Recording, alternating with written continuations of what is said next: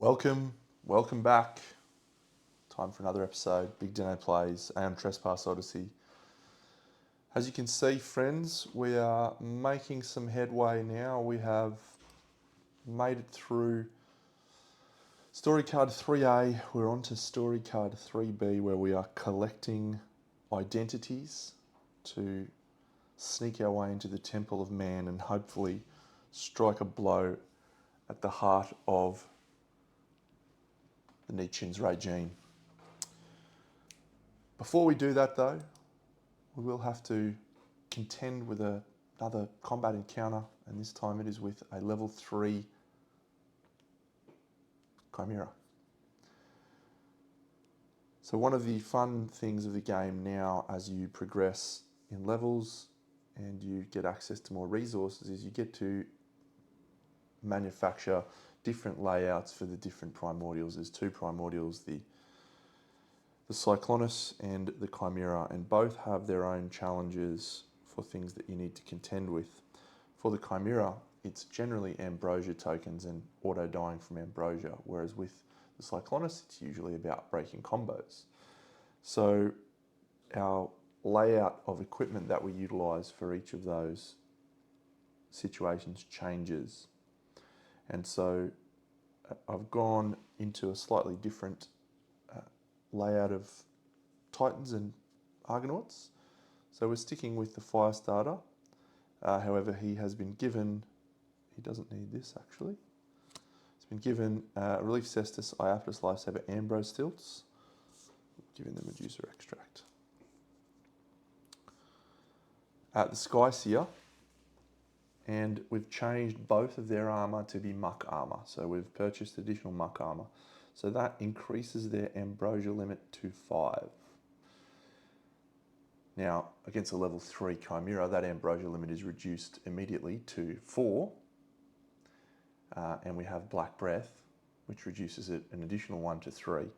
But both of the muck armours allow us to perform armour rolls to try and avoid the damage which is sustained from digestive acids, which I'll talk about in a second when we go over to the primordial sheet.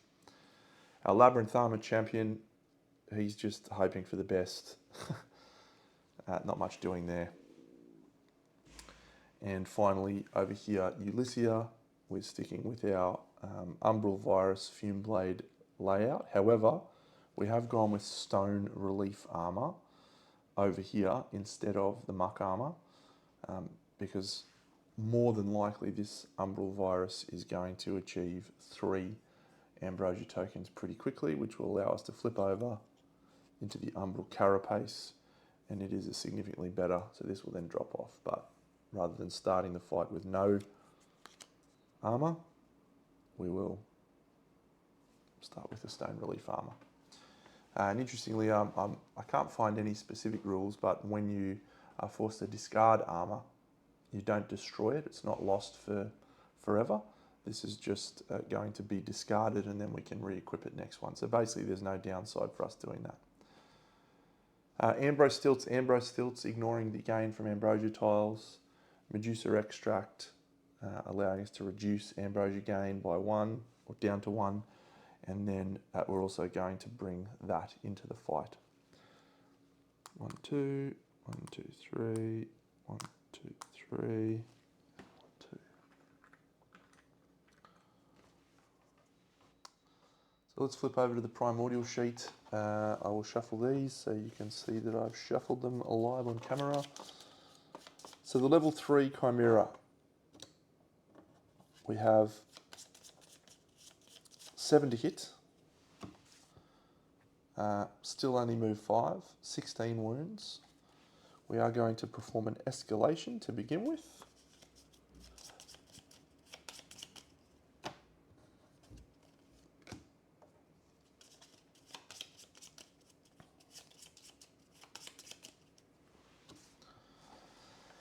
And critical mass, each time we do an out of reach evade, place a generic token or do a wound in the secondary wound stack. So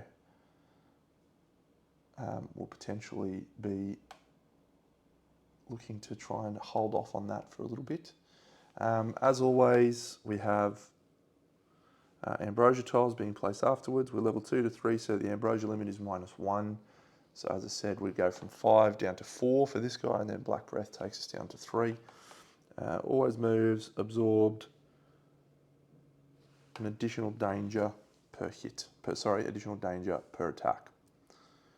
And that is all she wrote on this fight. So I think we are ready to go. I will just shuffle these so you can see. We'll shuffle them, check the facing of this, any facing we want. So I think ideally we'll go facing downwards exactly as it is. Major trauma. Now we do have an ambrosia elephant on the board as well. From our parable of the butterfly. So we'll see if we can pick up a Carvacopis. And we'll put that down here. And now the final thing that we need to do, we can nip over to the Argonauts. Fisher gains a rage to start the fight.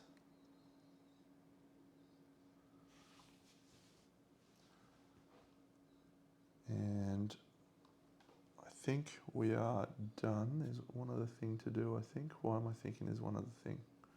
We've marked the primordial track, the evolution track with the 3. This is the first time we've fought a level 3 Chimera. Already marked that. And that's it. All right. So we'll draw an AI card.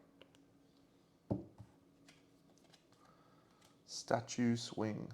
Targets a Titan on vantage point. There isn't one. The closest Titan in front and in range. That will be our choice. And so we will select Ulyssia. So we will advance 1. And then we continue the pushback. Do we have anything that reduces pushback here? No. No, reduce knockback suffered by 1. No. So 2, 3, 4, 5. Bounces to here. So at the end of that movement, we place down an ambrosia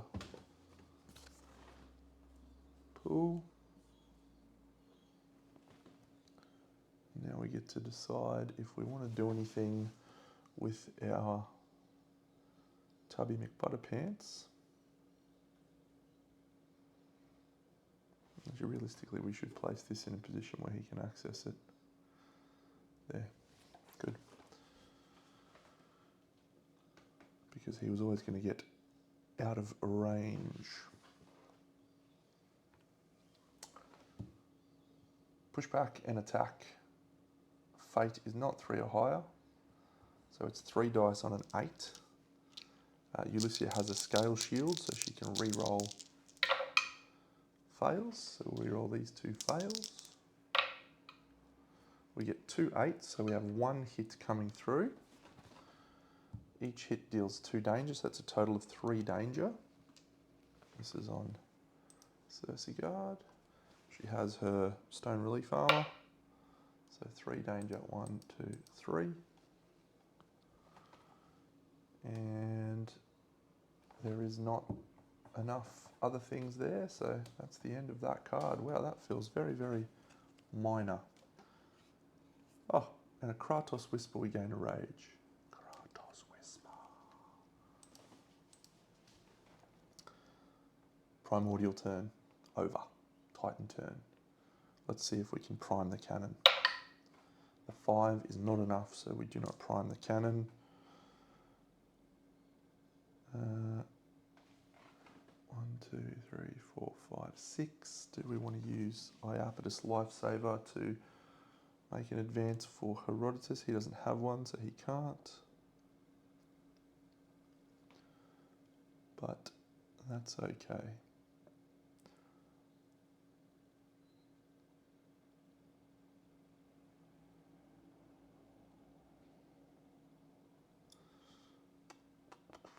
All right, so we're going to do the big fella. 1, 2, 3, 4. He's going to go to here, and he's going to do a search on that ambrosia elephant. A 9 again, 2 violent ambrosia. I rolled a 10. I rolled a 9 last time as well, and it doesn't get removed. It stays there. So we will use our arrow barrage to place 2 opening tokens in the pool.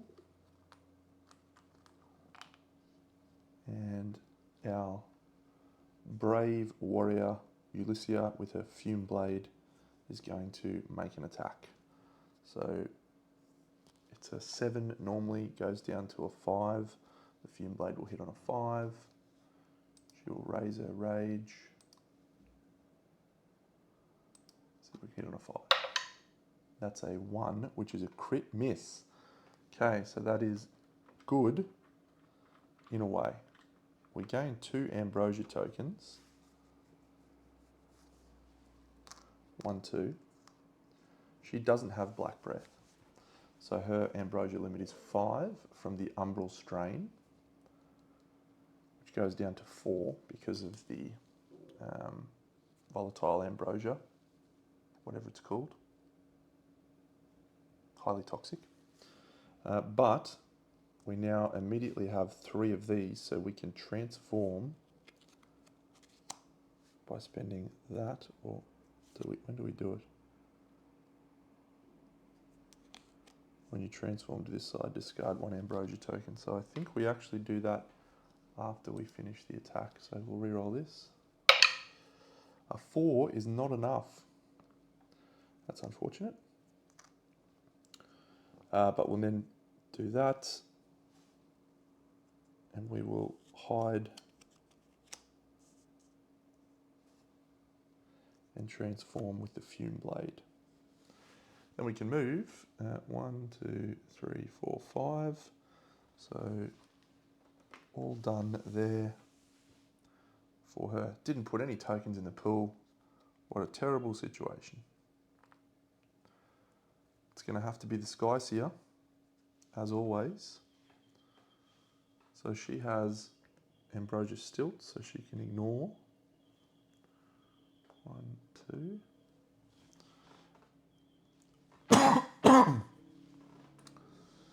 And she'll have a swing. She's actually going to use the ladder buckler, which is hitting on a 1. There is no blind spot, so this is 3 attacks on a 6. 1, 2. We will spend a fate to re-roll that one and see if we can get another one. No, so 2 hits coming in, and we have landed on the goat head. Our weapon does not have the axe trait. It is a shield, but there is nothing in the pool yet. The Sky Seer has auto break 1. So we have a single break token in the pool, and we are rolling 3 red dice. Oh, actually that 5 is a hit because the ladder buckler is a +1.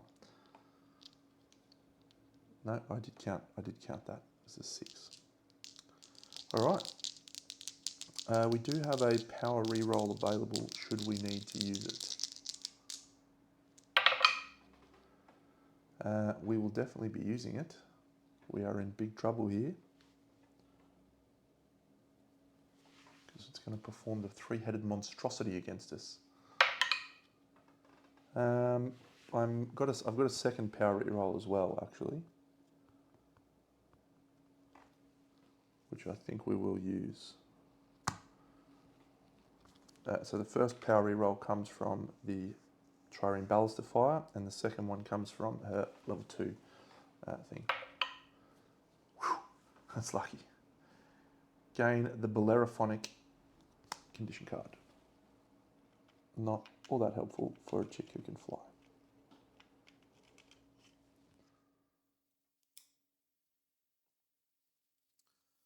It's a wound. We have unlocked a vantage point, and she has 1 opening token that she places in the pool. And that is that. We're going to place the marker on gelatinous. So if attacked with a weapon other than a club, says the slab sort of shield, it has +2.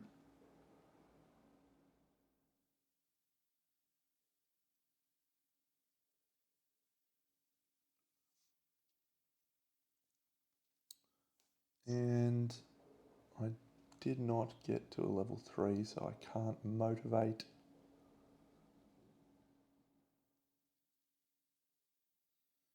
And I think that is it, actually. So Herodotus is just going to go 1, 2, 3, 4, 5. And we will hold fire where we are here. We've done 1 wound, but we have not put any wounds in the secondary wound stack. We do, however, have to do an escalation.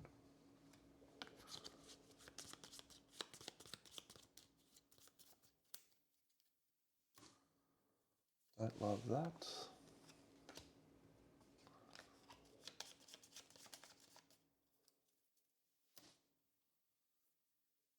That's our turn over. Primordial turn. Oh, sorry, at the end of the primordial round, each Titan gains danger with as many ambrosia tokens as they have. So, Fisher, Ulyssia, would have had to take a single ambrosia token. So she would take a danger, actually. Come on. Done. Did I draw a card? I did. Should have potentially drawn the next one up, but I forgot.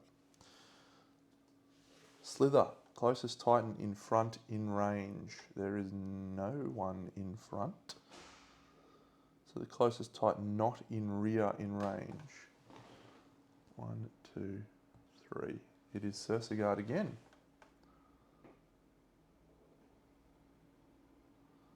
Push back and attack.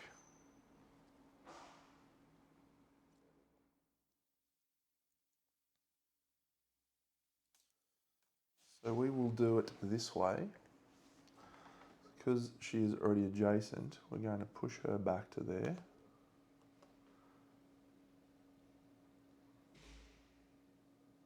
No, we're not going to do that.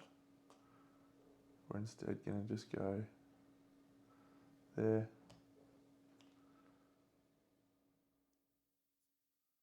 One, 2, 3, 4, 5 to here, like so, with the pushbacks.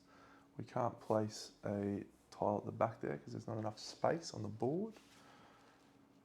And then we can make an attack, which is 210.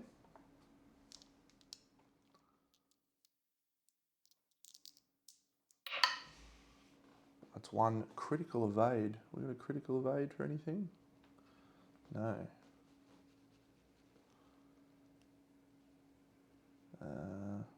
No. Oh. We can use block on our Temenos scale shield, so we will do that by spending a fate. So that is a full evade. We still gain 2 ambrosia tokens, however. And because it's a full evade, we don't suffer the after attack effects. That's it. She is in the front now, so she will not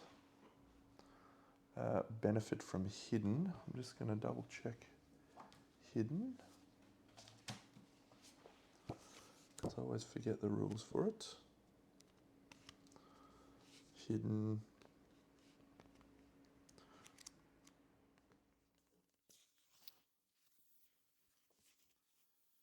If you are not in front of the primordial, you may activate this ability at the end of your turn to become hidden. If you have the priority target token, as long as you're hidden, you have 1 evasion and 1 precision. Oh, 1 evasion.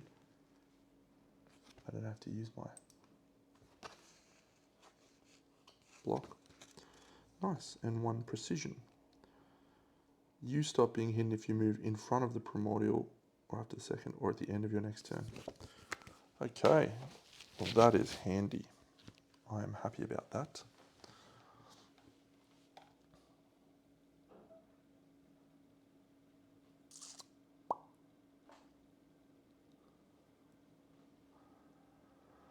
Okay, end of the Titan turn, primordial turn rather, digestive acids. So the only person who has an ambrosia token is Ulysses. She has 3, but she can use her black dice to defend against this. 3 danger, she goes down to 2 danger. She got a lot of danger. All right, we're going to go over to Titan turn. The Sky Seer is going to go. No, we will go with the Fume Blade again.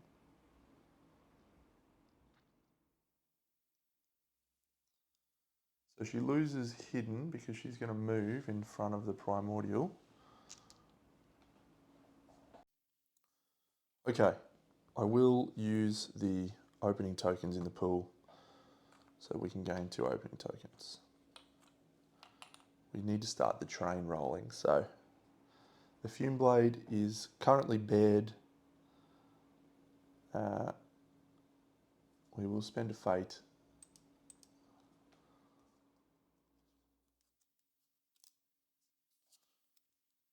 We'll move. 1, 2, 3. No, we can't move there. Yeah, we'll just move to the side. So we're no longer in the primordial's front, so we can spend the ambrosia token to go to the hidden side. We gain +1 precision, so that is a total of 1, 2, 3, 4, needing a 3. Critical, great start. Ooh, it's the AI2. Gain the remembrance card, if we can convert this. We have auto break 1 from the Fume Blade. We have a power reroll for free. We need to gain a rage. We're not on a rear space. We're not in a blind spot. So we just need to roll a black, 3 reds with a free wound from that with an auto break and up to 3 power rerolls to get a 7. Come on. 1, 2, 3, 4, 5. 1, 2, 3, 4, 5 from those. We get a free power reroll on this one.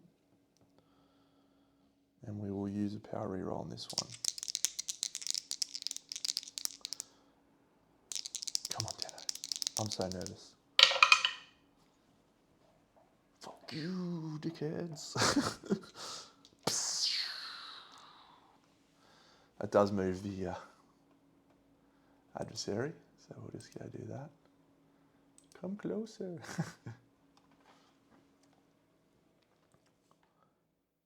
Gain the remembrance card, secret deck.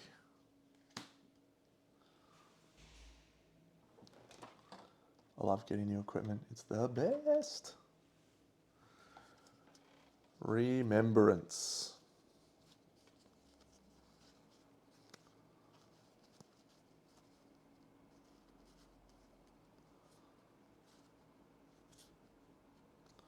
I've found it.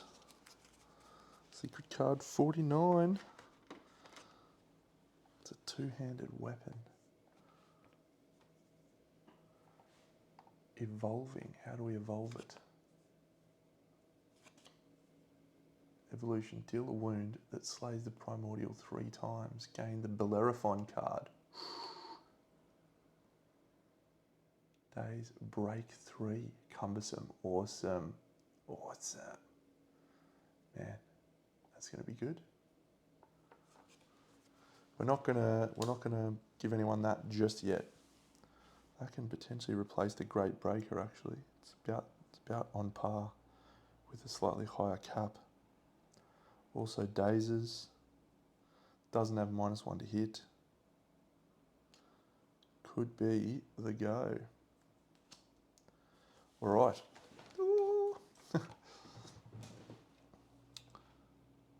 So we now build the Kratos pool. So first of all, the Fume Blade adds 2 opening tokens. Second of all, we have a break on level 1. We use power rerolls for the other 2. We are level 3 for Cersei Rage, so we'll add another opening. I think we're going to go in with the Puzzle Axe. Escalation, that was an AI 2. In goes a 3. Another 2.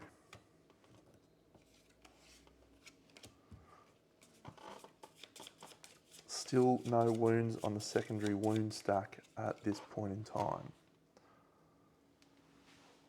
That's her done. The Fume Blade is no longer hidden. It's back to being bared. Cersei Guard's done. The Sky Seer will go next. She'll spend a fate to automatically climb onto the unlocked vantage point. She's here.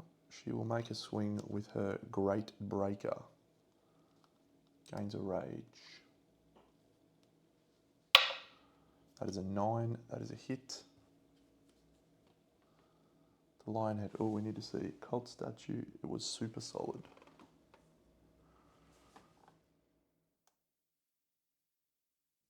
So it's going to have a total of 6.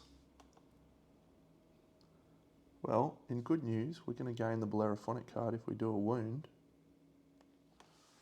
which will mean we get a bonus attack. So we've got to hope that we get that through. 1, 2, 3, 4, and an auto break from the Sky Seer. 6 required. Got a power reroll up our sleeve should we need it.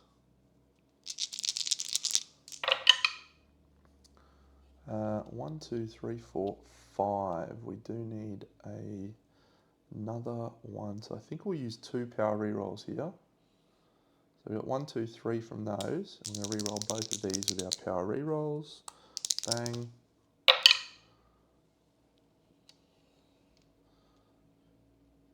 Five, 6, just by the skin of our teeth. That's good because we have 2 break tokens in the pool thanks to auto break.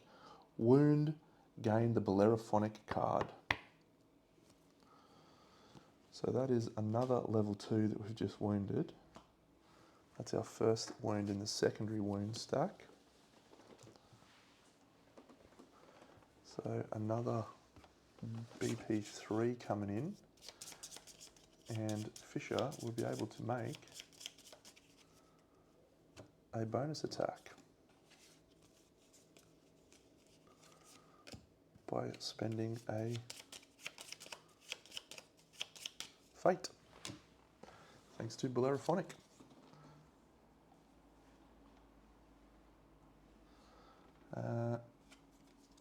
Gain a fate, make a bonus attack. Let's build the pool.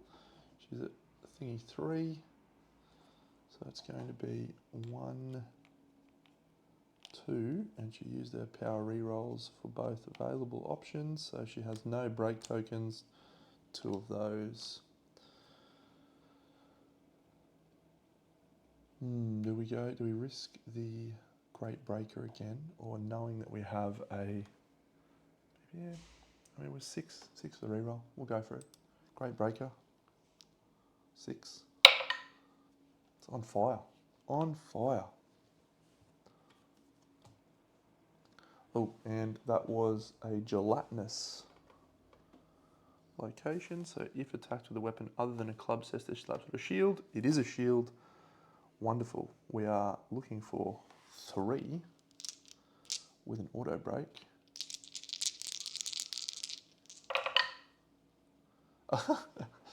we miss, but we have a power reroll available. We have 2 power rerolls available.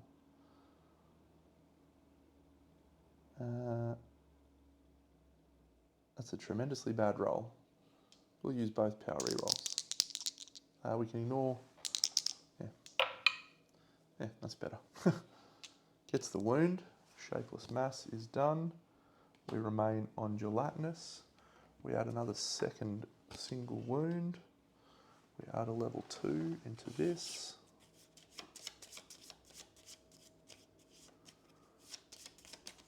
Oh, AI 3. 3 rather.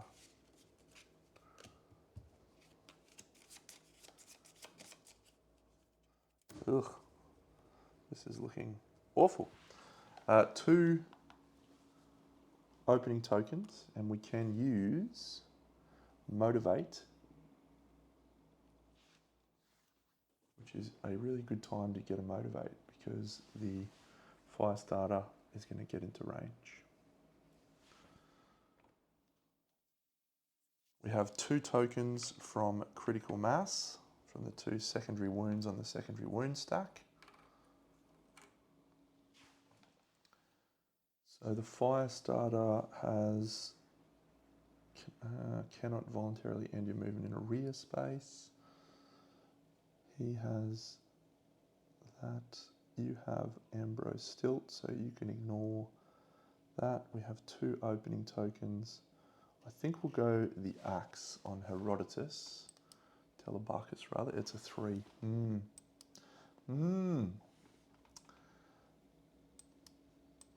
We'll go Penelope with the fire starter. 1, 2, 3, 4.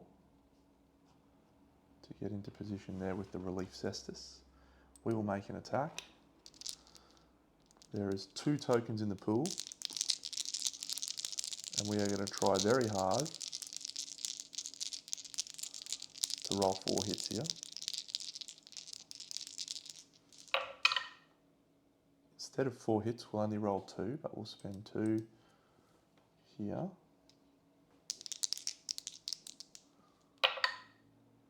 4 and a 5. 4 is not enough, but the 5 is. Don't think we have any other buffs. Auto break, break 1, elation. Yeah. So it's only 3 hits with the cestus, which is 4 reds. We're going to struggle here. But we're still on gelatinous, so stem cells cluster. Perform signature. That's no good. 6. We have a single auto break from the cestus, and we have a power reroll available from the fire starter himself.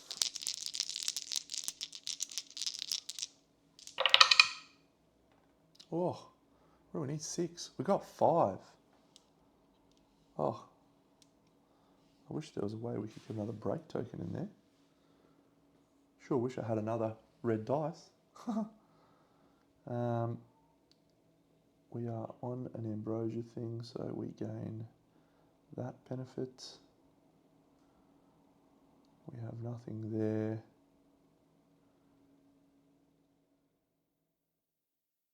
We have nothing there. All right, we just got to jank a 1 in 6 on a reroll here. See if we can get 2. No. 1, 2, 3, 4, 5.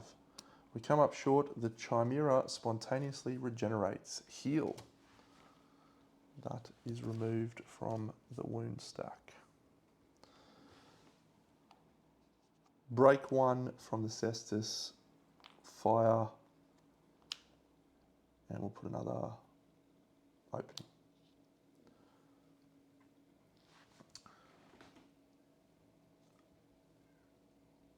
The Herodotus with the puzzle axe will go in. He'll make a swing. He gets a critical. Good. Ooh, disable Chimera's range attacks. That remains gelatinous. So this is an 8. Oh no, 8. 2 auto breaks from the axe. Is that right? 6.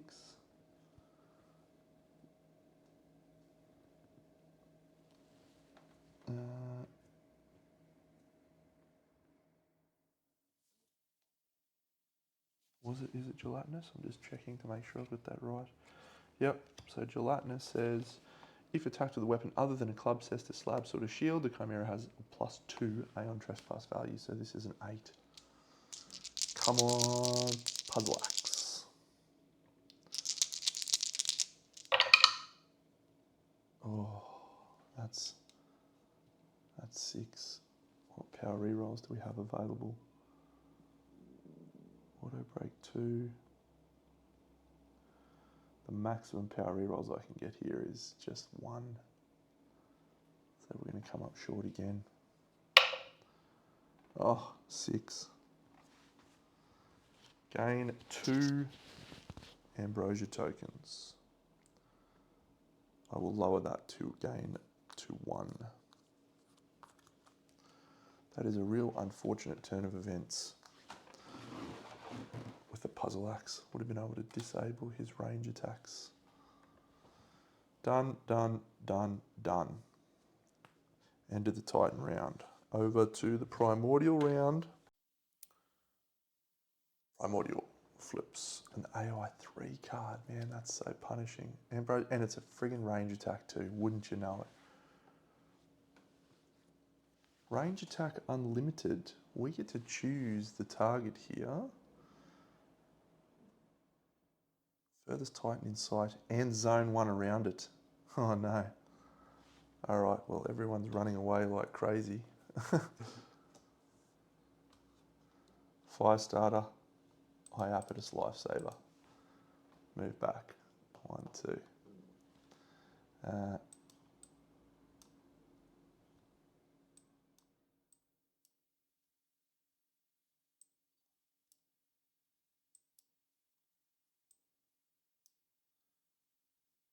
Fisher. Oh, did I do that wrong?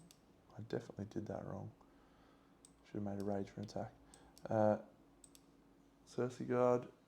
Also going to spend a fate to move back. And it will be Brave Telebarcus who suffers the target because he has the priority target token and he is always the target. 3 dice on a 7. Love to see all of these dodged if we can jank it. Oh, I need to build the pool. Opening 1. We got another opening.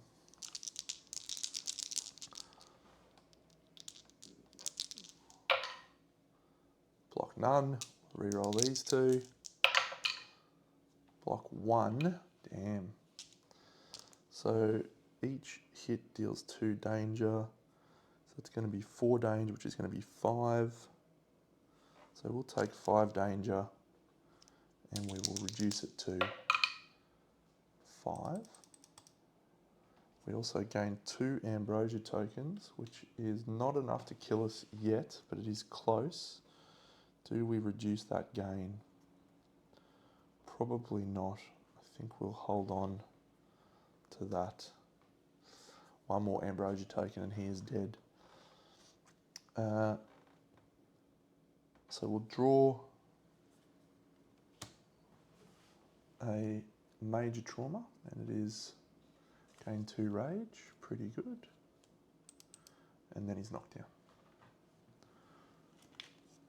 That's the end of the Primordial turn. End of the turn, everyone with the ambrosia token suffers that much damage, so Herodotus takes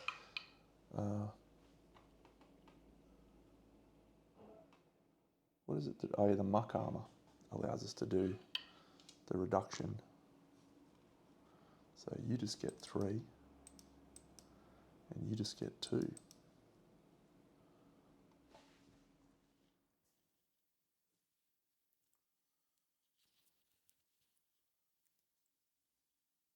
It's bad times.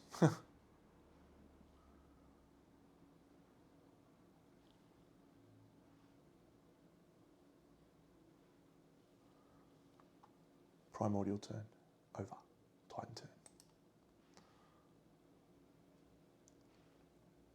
At the end of the Primordial round, the Skyseer has to hold on, attempt to hold on rather. A 1 is a fail, so So she will fall and soar.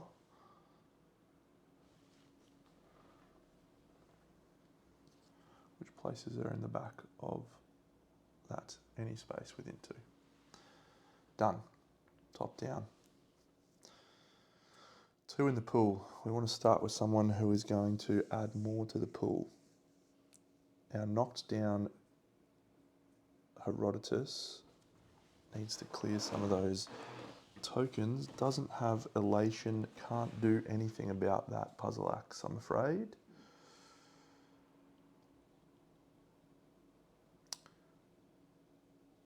So the Firestarter's Lifesaver is tapped.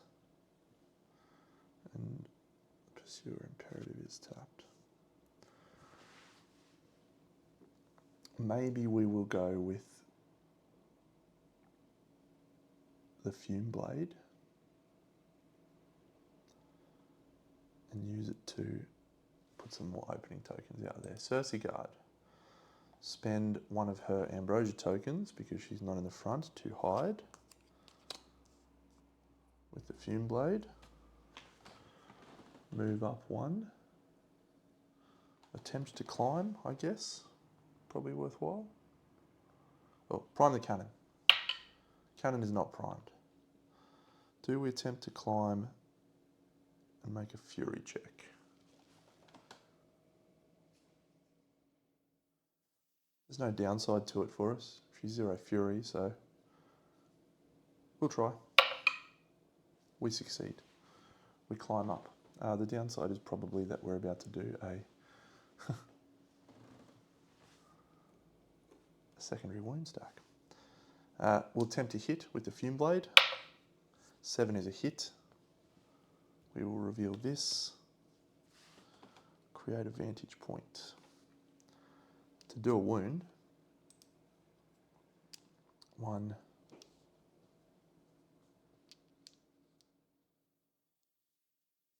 Alright. Our danger is higher than 7 and we have an opportunity to use an ability called Precise. I'm doing this for 2 reasons. 1, because I can spend a Ambrosia token which will remove her Ambrosia tokens and lower her Ambrosia gain. And secondly, it will allow us to precisely target. Okay, just looked up Precise. Precise allows me to, instead of attacking this location, I can attack the top 1 in the BP stack. However, this is the one we're going to elect to attack because if we fail the other one, or if we wound the other one, we have to discard our weapon. Fume Blade, we will roll that. It's auto break 1. 1, 2, 3, 4, 5, 6. We succeed in wounding. We move over to Super Solid. We create another vantage point. We do another secondary wound. And we now trigger an AI card. So we will completely do the stack now. So it's 2 openings. We'll add another opening. Then we'll add 3 breaks. Good work, Fume Blade. And we do the escalation.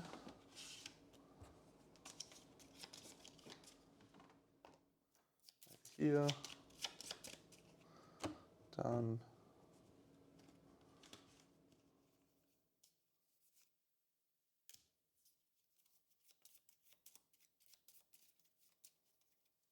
Done. We do this. Temple Fall, Titan on vantage point. Of course it's Cersei Guard.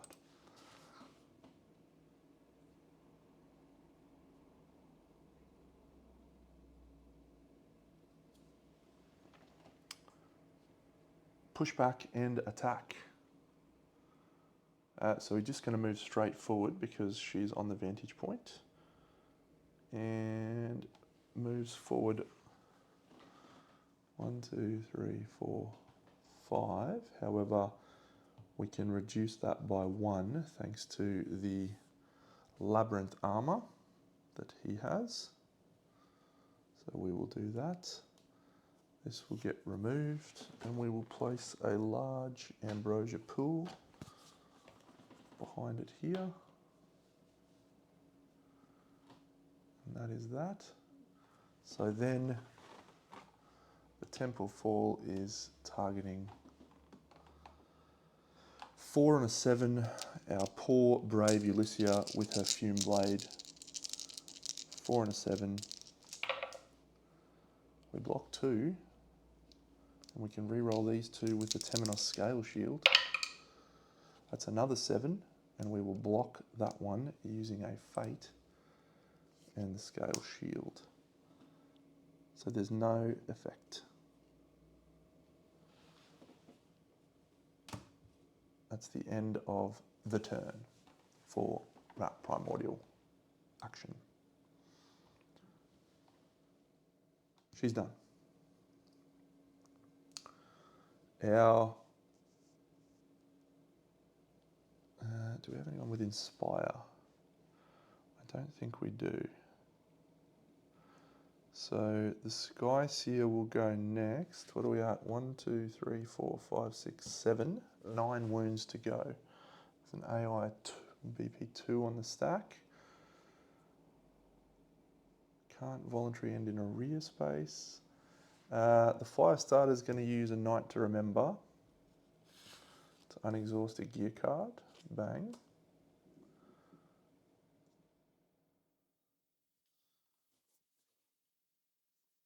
And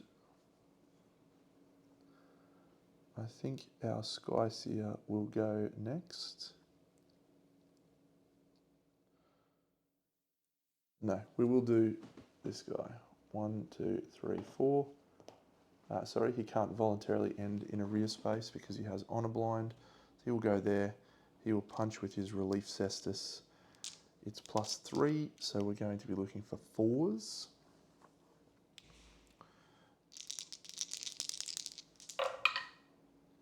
That's 4 hits. That's what we need to see from that champion. 1. After 3 rage. AI2, and it is a Snakehead. We are attacking against Super Solid. So this is a 5. And we don't have the axe trait, but with 5 red dice with 3 break tokens and an auto break takes it to 4.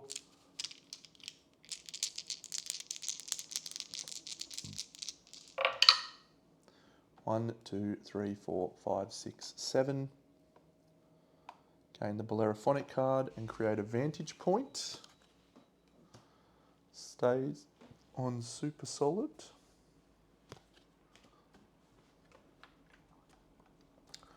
Vantage point created. Well, we weren't a secondary wound stack there, so Bellerophonic card though. Good. That was an AI2, so we put a 3 into the stack.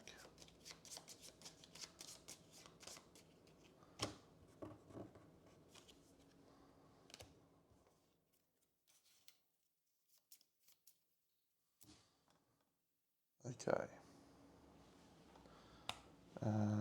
Break 1 from that pool, plus opening and fire, plus opening, plus fire. Fire, fire. The puzzle axe. Do we stand up?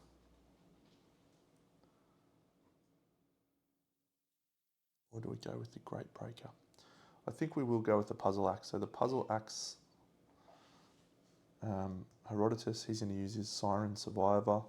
He's going to discard a condition card, which is going to be his knockdown. So he immediately gets to stand up. He's going to move 1, 2, 3 to here. He's going to be adjacent to a friend. He's going to make an attack with the puzzle axe. And he has Masterwork. and he gets an additional precision for being adjacent to a Titan. There's an AI3. Is this a bad play? What are we hitting against? Super solid?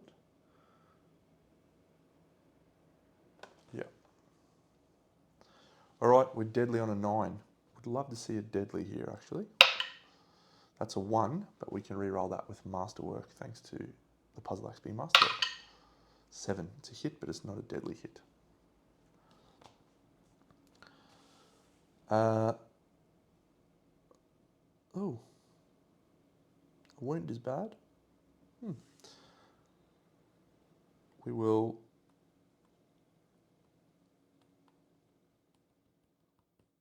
Probably should have climbed up, but I didn't. That's fine, we'll do it with the skies here. 2 auto breaks. 4 dice, needing a 6, 4 reds.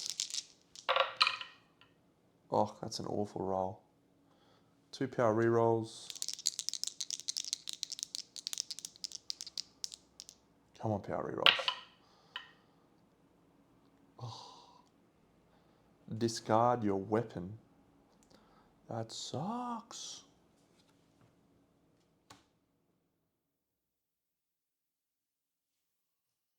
Stupid Puzzle Axe, you are so dumb.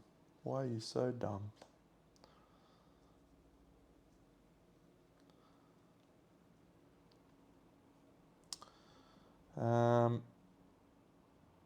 Building the pool, opening 1.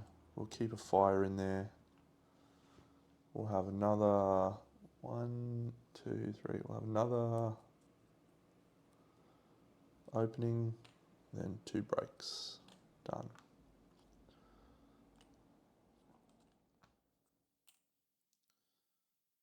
The sky's here. She'll move to here. She'll attempt a climb check. It's a Fury test. She is Fury 0, but she has +2 from Bellerophonic. 6 is enough to climb up. She is on top. She will swing with her Shield Great Breaker. Still on super solid, which means it's going to have +2 AT. That's so annoying. 6 is a hit from all of the opening tokens. Give me another Bellerophonic, you champion. Oh no, another Vantage Point. Vantage Point, 1, 2, 3, 4. Fishy goes to 5 Rage.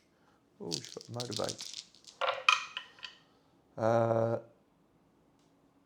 That's 4. Man, I'm rolling some trash on these red dice. I have a power reroll. I have 2 power rerolls. So we'll do 2 power rerolls.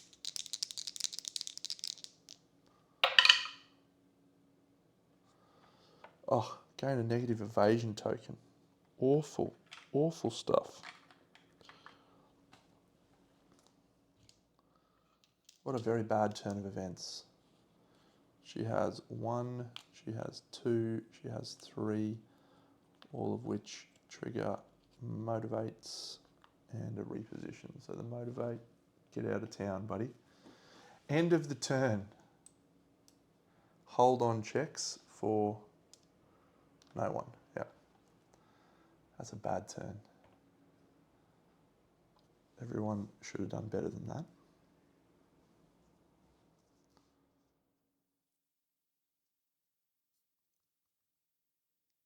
Herodotus is 1 Ambrosia token away from death, and he's about to have to take an Obel draw because of his primordial tokens. All right, it's the Chimera's turn. He's going to draw an AI3 card. I hate everything about that. Come here, little card. It is. Acropolis Kallax targets all Titans on Vantage Points. That's just awful. All right, so he does his pushback, which goes forward. 1, 2, 3, 4, 5.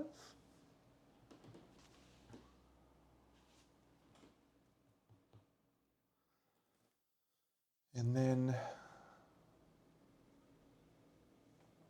both Ulyssia and the Skyseer will gain a Ambrosia token. This is a zone attack, so that happens irrespective of if we have a chain break. So 5 dice on a 7. Wow. Start with the Skyseer.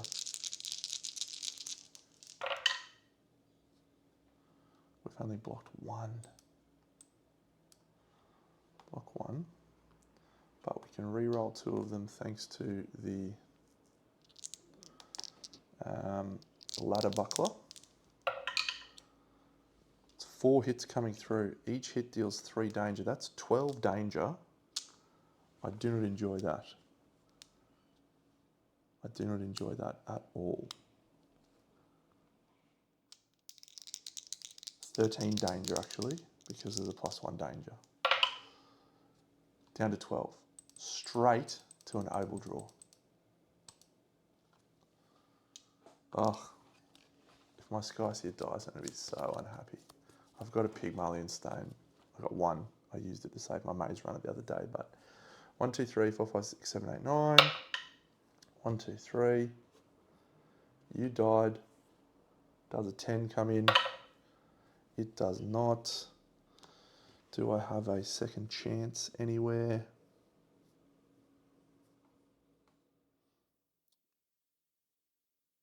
Oh, actually, I do have to do something differently, and that is unfortunate. But I will have to do it because it does change the odds. Good for me, potentially.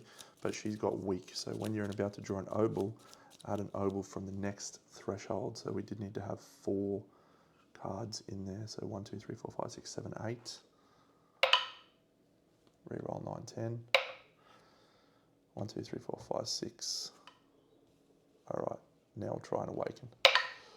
No, dead. Damn, stupid Skyseer. Stupid Skyseer. Ah, that hurts. It hurts me in my soul. I'm using my Pygmalion stone. She's not dying. I refuse. We won't be doing the after effect because of the Titan being dead, but we will still be doing that same attack onto our good friend Ulyssia and Cersei. 7.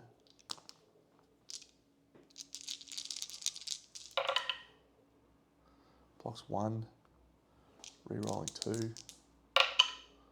Blocks 2. 3 coming in. That's 9. Oh. She's going to be rolling 2 blacks. Oh, she has to draw. Fortunately, she has you died horribly, you died, and you live. She has the Asclepius node, so she gets to ignore the strong eat trait, but she still triggered high enough to have to add the you died horribly token in there. I'd really love to just pass one of these able draws. I do have the Scale Shield Umbrella, so 4. Oh. Oh. I deserve that. I deserve that a little bit. Had a lot of deaths recently. It's been very upsetting. All right, end of the primordial turn. We now have to hold on. We successfully hold on because it's a 6+ check, and Herodotus now gains enough danger to also have to do an oval draw. Unfortunately, that thing stays in there. We might be retreating here. 1, 2, 3, 4. You died. Does Herodotus awaken? He does not. Herodotus dies. Do we retreat and save our Firestarter? Because Ulyssia also has to do one, I think. Yep, she also has to do one. She ignores one of these you dieds. Because she has one. We'll definitely be using her. All right, Ulyssia, come on, you champion. Oh no, it's you died horribly. That's even worse. Come on, Ulyssia, please awaken. Oh, it was on it. It was on it. We'll use our scale shield and we will have a second chance draw.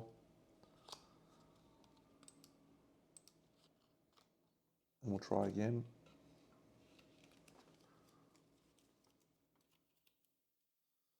Felt good coming into this fight. It's not, at least it's not you died horribly. Come on, it's about time we awaken. Awaken! Nope, Ulyssia dies. That's 3 Titans dead in the space of a single turn. We will retreat at this point, I think. I need 1, 2, 3, 4, 5, 6, 7, 8. I need another 8 wounds from 1 Titan. That's a big ask. If he climbs up on top, nah, it's not someone. Nah, we're retreating. Retreat. Save the Titans. Save our brave champion. Gain of Doom. Subtract 3. And gain the resources. Casualties, discards. Okay. Ugh. Let's go and kill off some of our Titans, shall we? Firestarter survives. Skyseer, we're going to spend our Pygmalion Stone. We did have one, I just haven't been marking them. So I'll mark.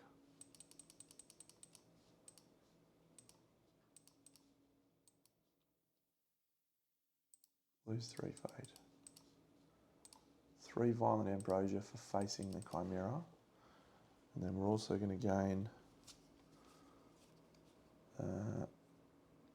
6 more. We're going to gain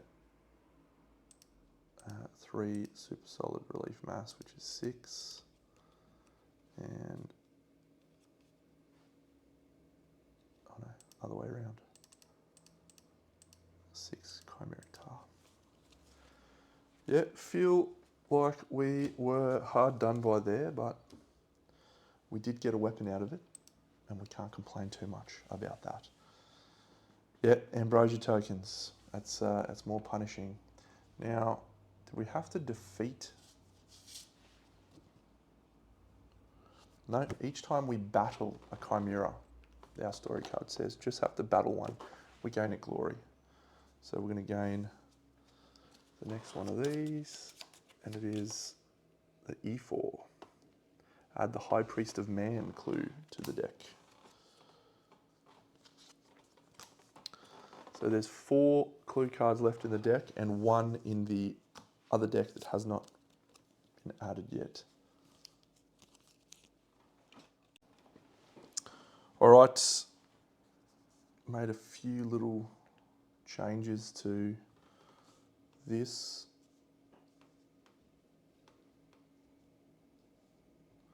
Putting in the Remembrance, the new weapon that we just picked up.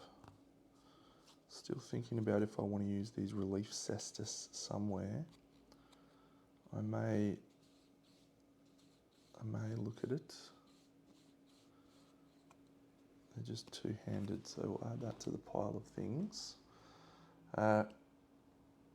We have a technology to select, which is our structural technology. So we'll go and have a look.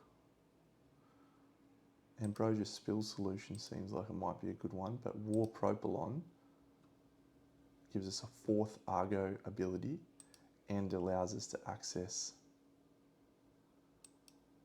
wartime protocols, which immediately gain a crew, gain a hull. That feels like a good choice. So we'll go with War Propylon.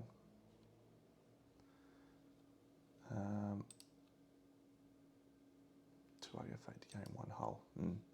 Yeah, so our next structural technology will be wartime protocols. I've removed the Titans from our storage. We'll go back over to here You can see we are Greeks and we're bearing gifts.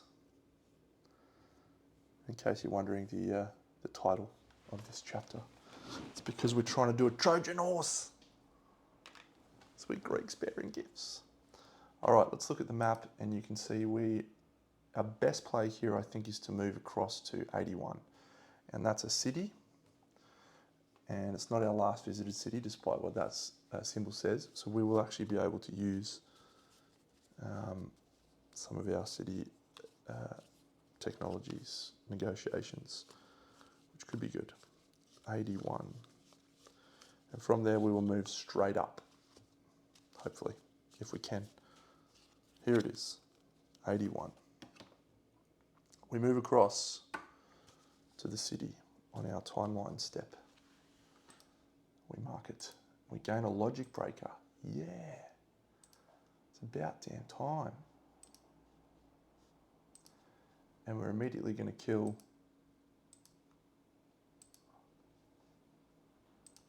another Titan. I'm going to add an Earthbreaker on the timeline. Earthshaker.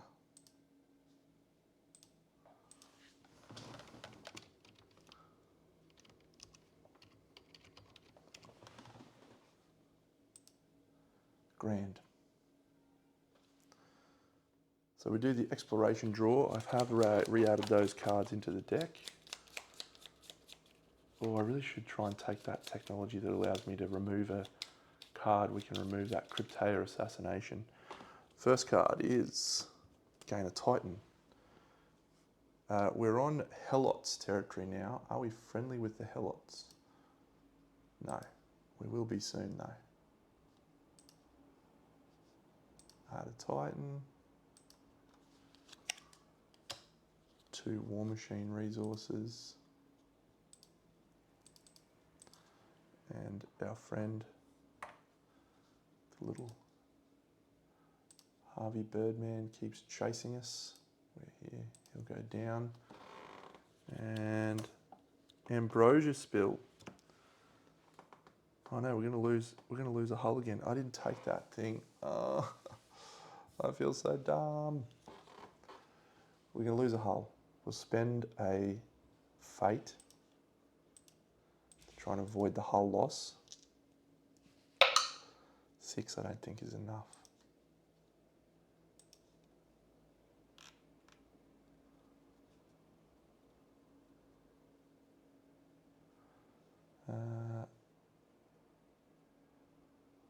I don't have a save for. Oh yeah, here it is. Oh yeah, 3 plus my current hull value. So that's a success. And we lose half of our Violent Ambrosia. Can you stop taking my Violent Ambrosia? 18. Awful. 2 War Trireme resources.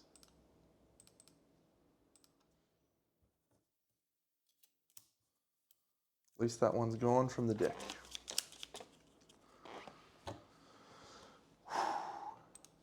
Timeline, Logic Breaker, Negotiation Technologies.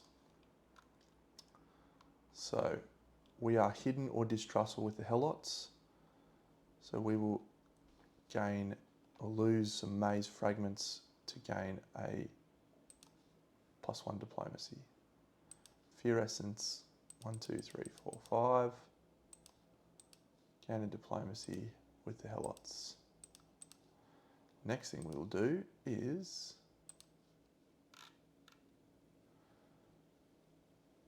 gain an Argo Fate to gain a progress.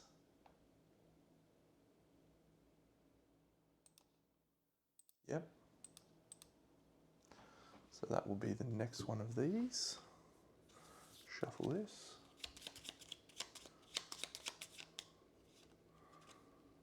Add the Cryptea Spy Master.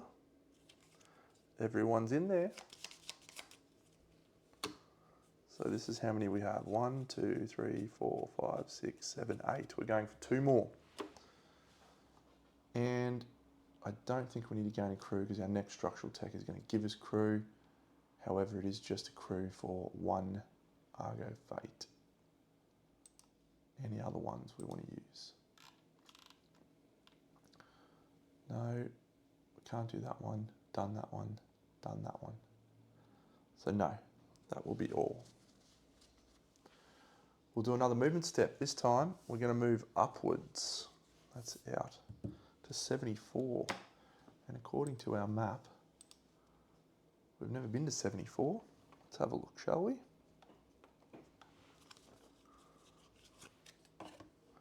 Another glory. We move up.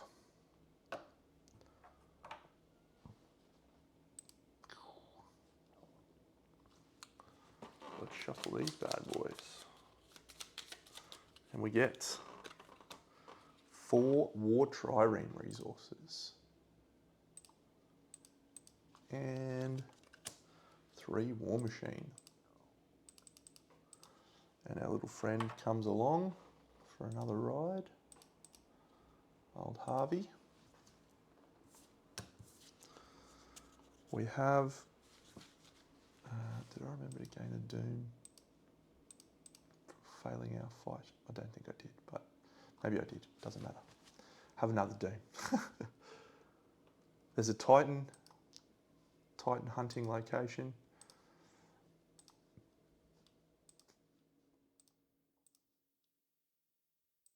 And we have a combat research.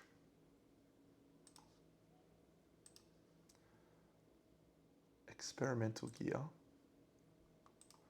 or a Hephaestion Ox abilities. We will go with the experimental gear.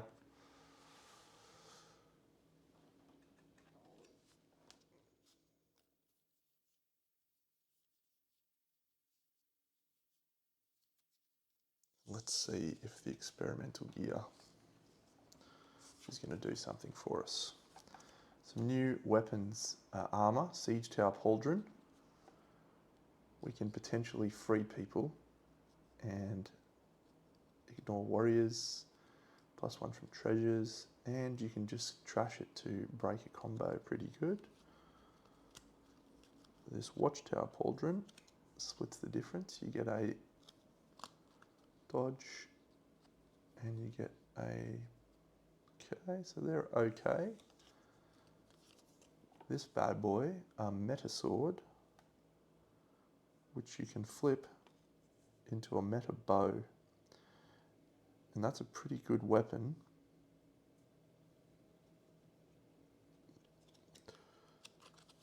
Finally, Vaulting Rope. Just allows you to vault. Doesn't sound that good, but there is an enemy that you face off against at some point that is useful against. I don't think we will make any of that gear just yet.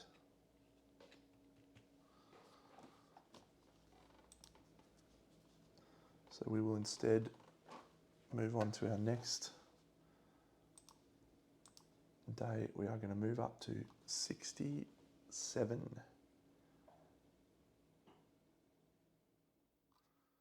So that is one that we have visited.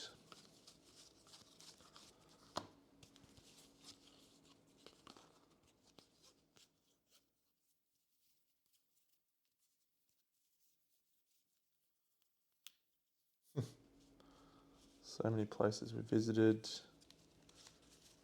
It's not in this stack.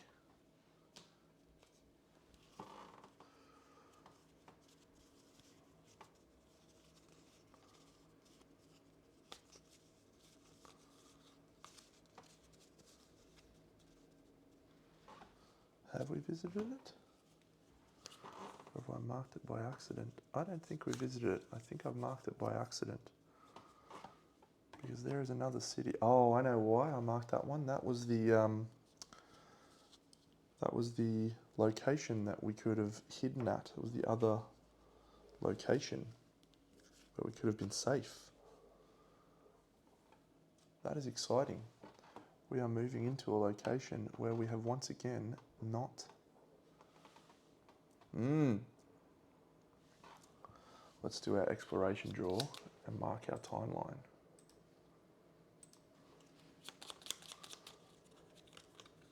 Four trireme resources.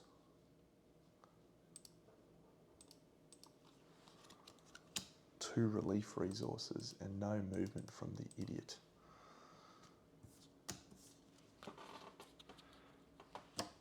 All right, we are in a place where we'll be rolling an adventure hub. It's a 6. I think that's another Parable of the Butterfly.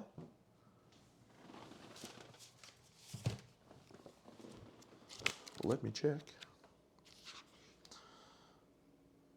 It is in Tenno. It is Truth to Weakness. We can, however, choose to use our smart investigations to make it the Parable of the Butterfly, and we shall do so. Number 1 on Parable of the Butterfly. That is called Canal Runners, which is a crime.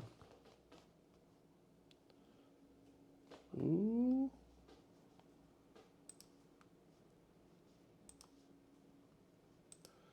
Fisher. We definitely want to try and, yeah, we'll get rid of Coward. Another one on Coward. And Left for Dead.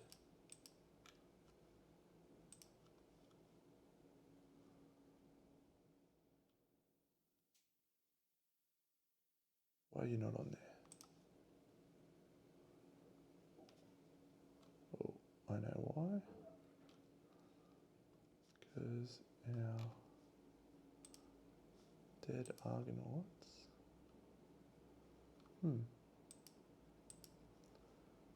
I am confused by why there is no Left for Dead Nemos card available. There it is. That's why.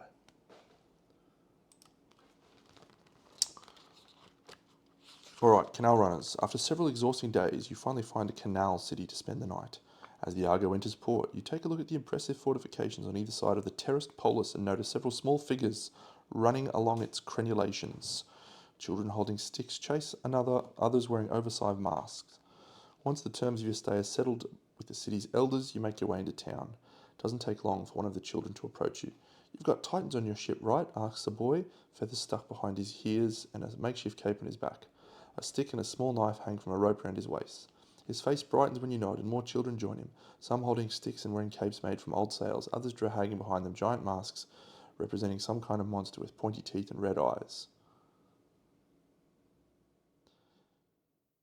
Can you show us? I wonder if these little kids want to be Thanporos Titan hunters, and they're pretending to hunt around with chase Titans around. So we can either show them a Titan on the Argo, or we can refuse to show them a Titan on the Argo. I think we will show them a Titan.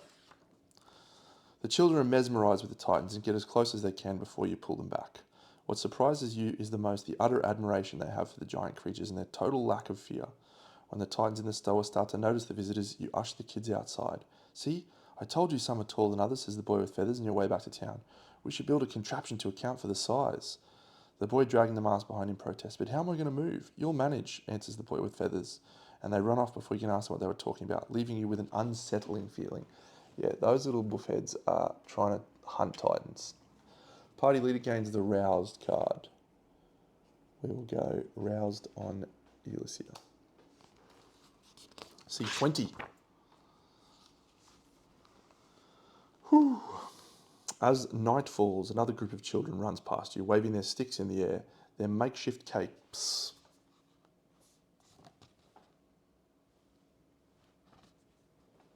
Focus, damn you. Not this again, sighs an old woman. They have this silly game. They beat each other with sticks. The one wearing those awful masks always lose. And the way they jump around. One of these days they're going to break their necks. You reach the children just as the game begins. The child wearing the mask starts first and lumbers around at the lowest level of the fortifications. They have to hold the mask with both hands, and its weight and size slows them down. Then the others join in, jumping from rock to rock, grabbing at ladders, waving their sticks in the air as they yell at the masked child. Just as the game heats up, one of them misses the ledge and falls 2 stories down. The resounding crack of broken bones makes you wince and hurry to help them. The other children play on. Eventually, the boy with feathers falls hard on the masked child and whacks him with a stick. "I yield," cries the masked child, but the boy with feathers only smirks. The Titan lost. Now he must be punished. Your blood freezes in your veins when he pulls out a small knife and turns it in his hands. "What should we take today? An ear?" The other children cheer as they gather around. "A finger?" More cheers. The boy with feathers turns to the loser, an evil smile on his face. Or maybe his tongue? After all, Titans don't speak, do they? They're just mindless animals. You step in before this goes too far, and the face of the boy with the feathers darkens.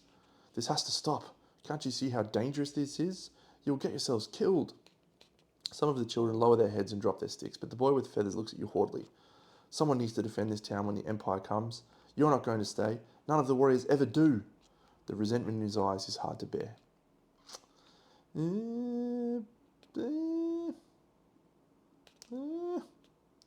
So we can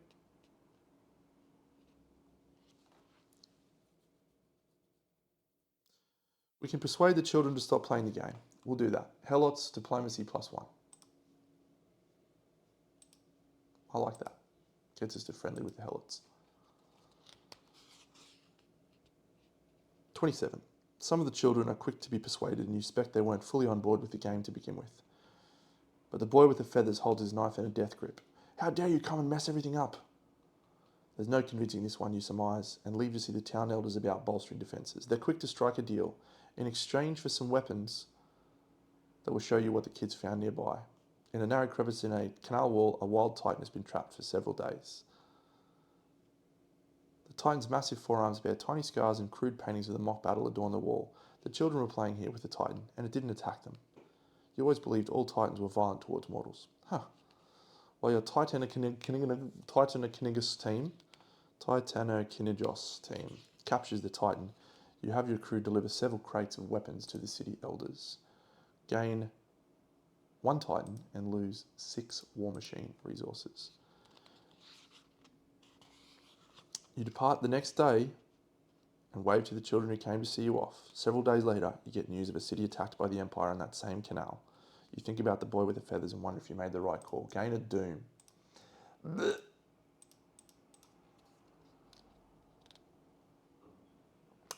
And that's it.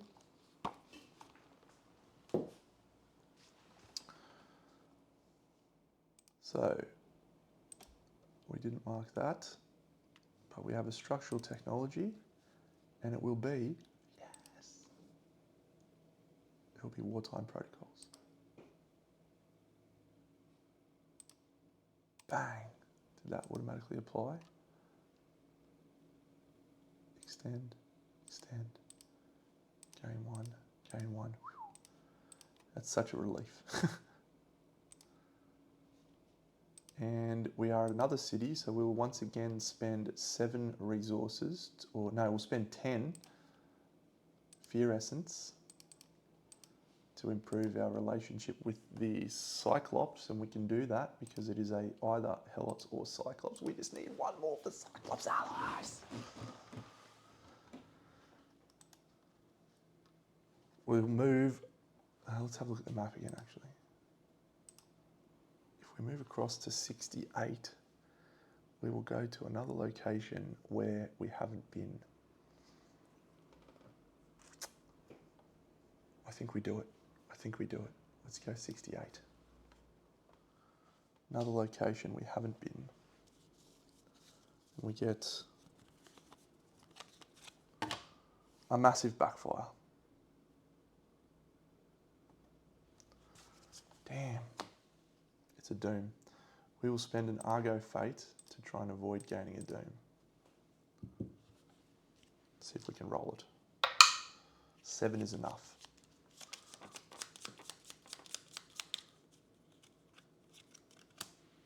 Three War Trireme resources. 3 War Trireme resources. And our friend, we will go across 1. So we have the option now to go to 69. We can get a Titan here too. Is it acclamation time? it is acclimation time. Let's do our acclimation, shall we? So we are removing 14, 29, 2,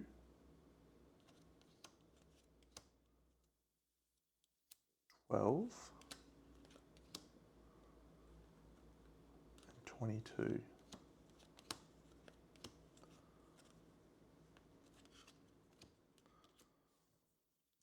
14, 29, 12, 22, we need 14.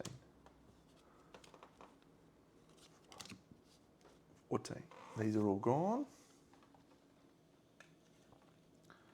And instead, we will add the following 5 cards: 20, 17, 21, 18, 26.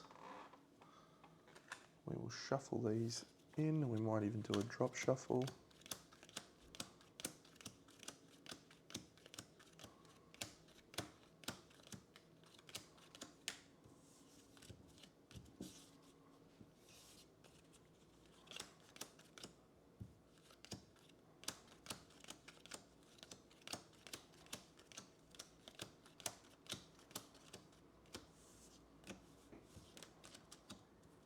Done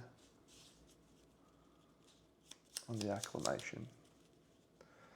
Well, we've got a tricky choice ahead now. I think it's time we start pressing upwards because we are going to run out of time. We've got 1 or 2 opportunities to grab. We're about to gain 3 more fate.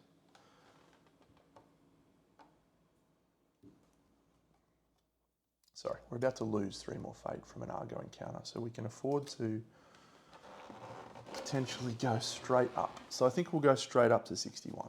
So let's go to 61. 61 is a location we have already been. That means I go through my stack, already visited tiles.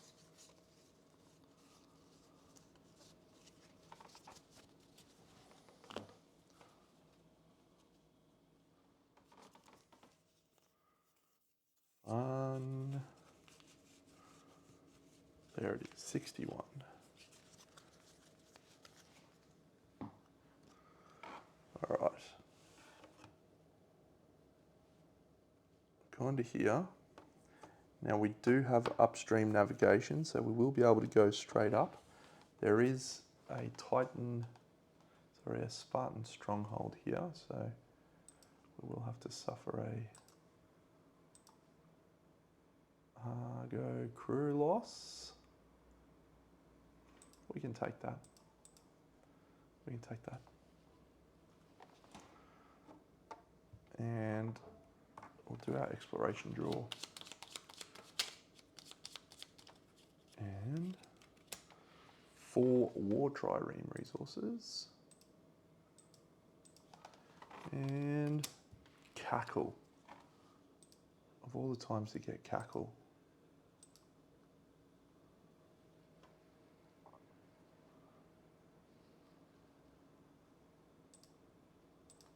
He's right behind us.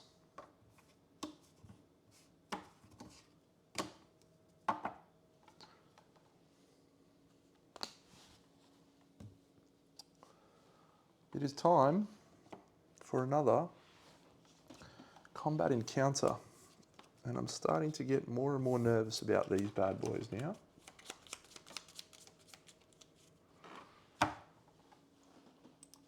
Timeline depth is marked. So we will have a combat technology at the end of this, and we will absolutely grab the Cyclonus Autopsy. I think we're going to go for a Cyclonus here because I really want to try. Actually, there's some really good items in there. And all we need is a level 4 Chimera, and it's already set up. Let's fight a level 4 Chimera. Alrighty, it's time for us to go through the pre-fight setup. So we'll choose our things. It is facing to the right. That's interesting. shuffle these. We haven't had an awakening in a while. We'd love to see an awakening. We haven't had really a lot of things go our way in a little while. We've made some changes. So we're bringing the logic breaker and the maze runner. Instead of the ladder shield, we're going to bring a fireboat. It's a risk, but maybe we can get one really good hit off when we need it. The remembrance instead of the relief cestus, again, a couple of black dice are a little bit more reliable than some red dice. And over here, Herodotus, still exactly the same, but we are reaching that point in the campaign where the puzzle axe is starting to be outweighed by other options, making the whole set of labyrinth armor. I mean, we've run it through, what are we on now? Day 50 or something? 55. We've run it on day 55. And it's still kicking along. So we are going to have to make our way upwards at a rate of knots now to try and get to the Temple of Man in time. It is around here somewhere, up the top, above 26, 25. Oh, didn't mean to do that. So that's where we're at on that front. Over on the primordial sheet, so we actually have an escalation. 2 escalations, as a matter of fact. And we have the keyword Voracious Bog. During the primordial round, Ambrosia Pools and Ambrosia Trails have the Chasm keyword. Oh, good. If a Titan ends their turn on an Ambrosia Pool or Ambrosia Trail, they die, consumed by the living abyss. Excellent. Still the same number of things. And our Ambrosia limit is -2. So over here, Fisher starts the fight, she gains a rage. She can move closer. No, we will not move closer. Intriguing. I believe it's Primordial's first turn, and it is a Shamble, the closest Titan in front in range. Fortunately, we get to choose the direction of the first move, because if we went this way, she would push back into the bog. We don't want that. So instead, we're going to go here for 1, and then here for 2, 3, 4, 5.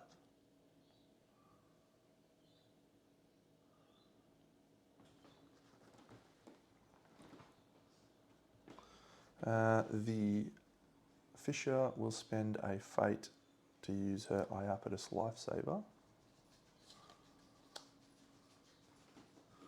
Move 1, 2. This is 3 on a 7, this attack from Shamble. And Logic Breaker has, no, not Logic Breaker. Sorry, it should actually be the Logic Breaker model.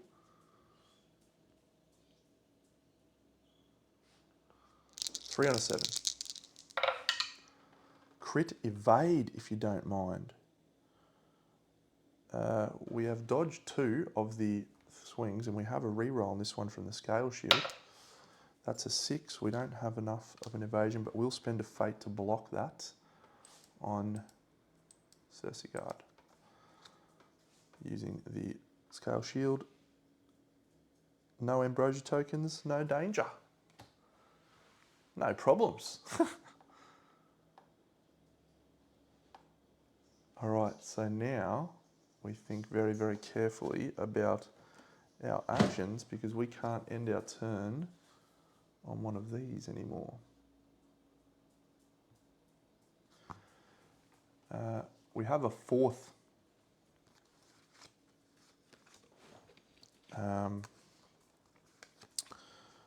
Argo ability now. So we're taking the same 3 as last time, and we are also taking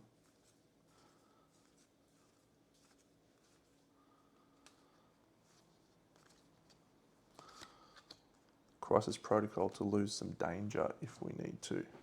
So we will start the Titan round by priming the cannon. We do not prime the cannon.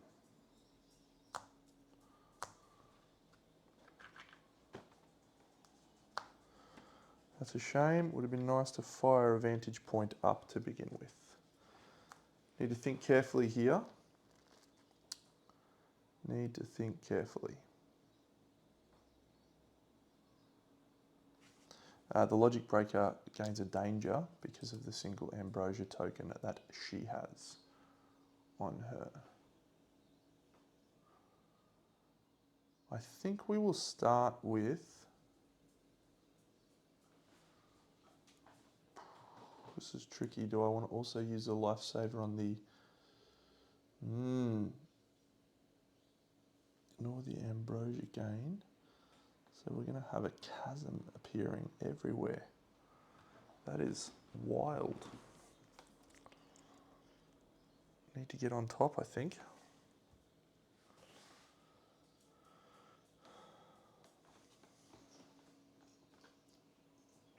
All right, we're going to start with the puzzle axe.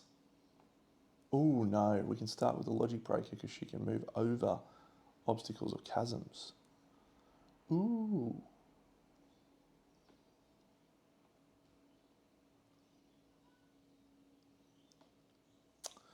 All right, we'll do, he's going to move to there and he's going to make a swing with the puzzle axe. First thing he has to do is see if he avoids the ambrosia gain.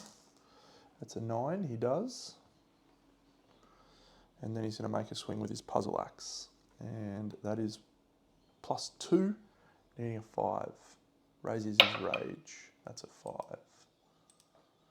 So the puzzle axe comes in clutch and hopefully will start us off with a vantage point. If we can jank 4, we have 2 auto breaks.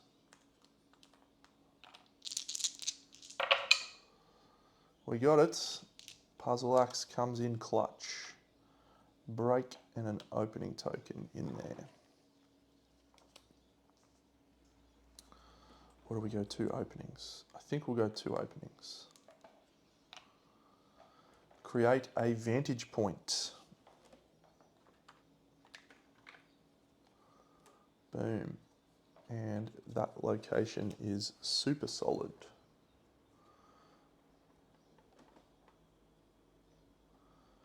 So if attacked with a club, cestus, slab sword, or shield weapon, it has +2 Aeon Trespass value.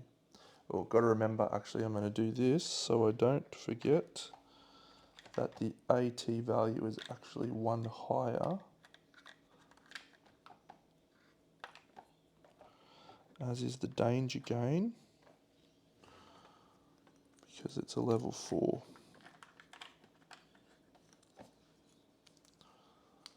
And I'm just going to put this right here so I don't forget.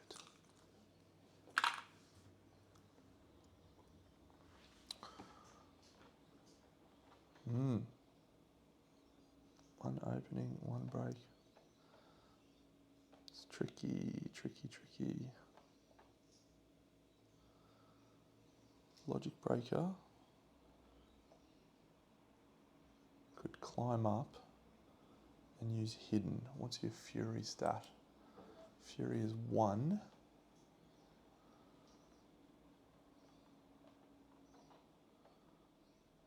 I guess we try that.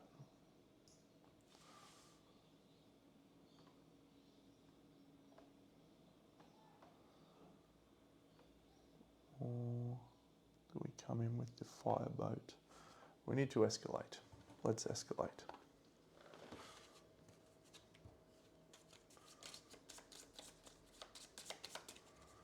Another level 1, so we won't use the fireboat.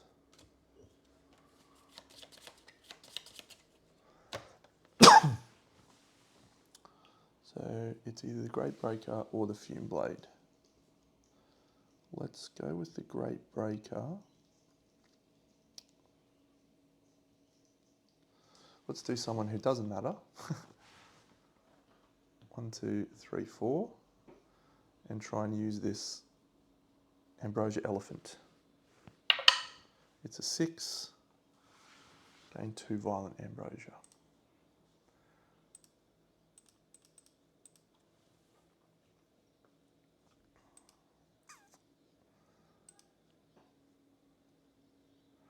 Maze Runner.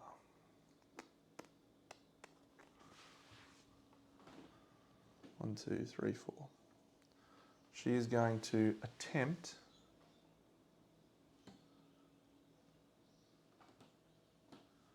to climb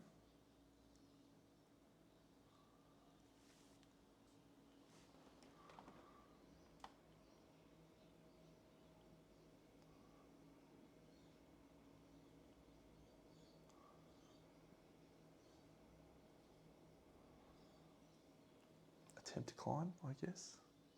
Yep. Fails the climb test. She'll then have a swing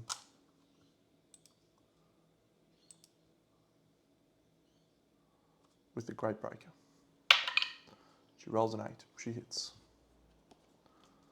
It is a super solid. Oh no, so we've made a bad mistake here. We've got a 6 in total. 1, 2, 1, 2, 3, 4. 6 in total. Would love to get a wound here, Deno. Would love to get a wound.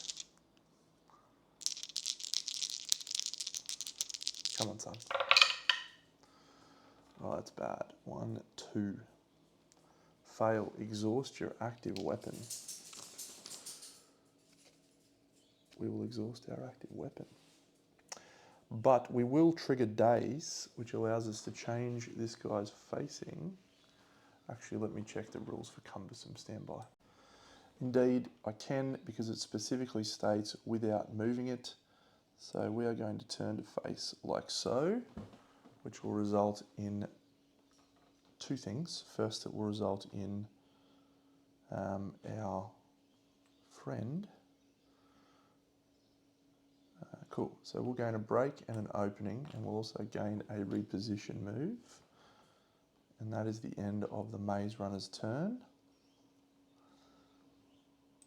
And that leaves us with Cersei, who is going to spend her Ambrosia token to Fume Blade on. And then she is going to attempt to climb. She crits, she climbs. While she's up there, she's going to have a swing with her sword. Really just wish I had a swing with the sword in general.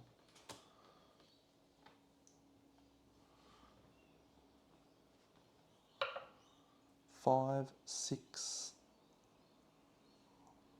And while in a rear space, while in a blind spot space, gain armor. No, she'll spend a fate to re-roll her attack.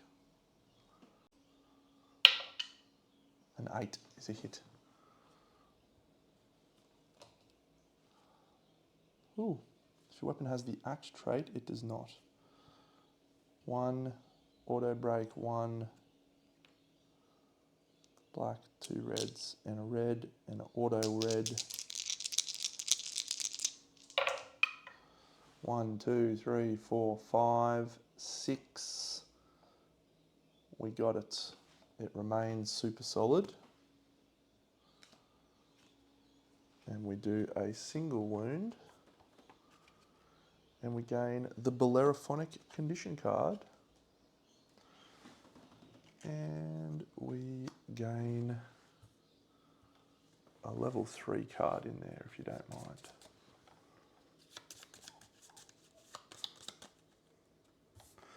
Which is now on top. Excellent.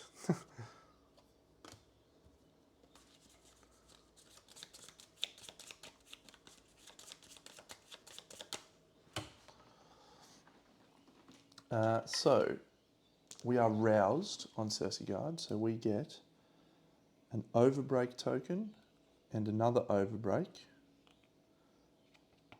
The Fume Blade has 2 openings. We did have a power reroll, we didn't need it. And we have now lost hidden, so we transform back. We can now sacrifice our movement to unexhaust that. That is the end of the Titan turn. Pretty good.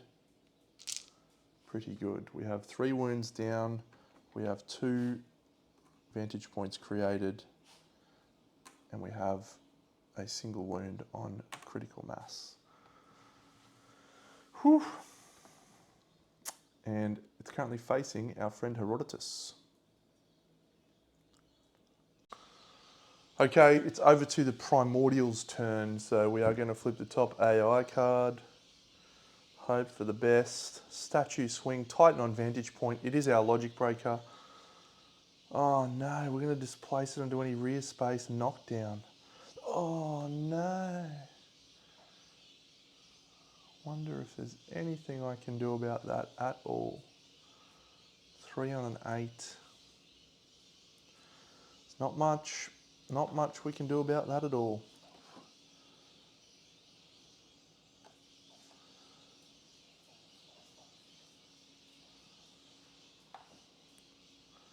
Because that is a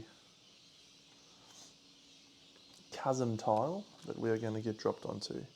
We do have one thing up our sleeve, but it's not ideal.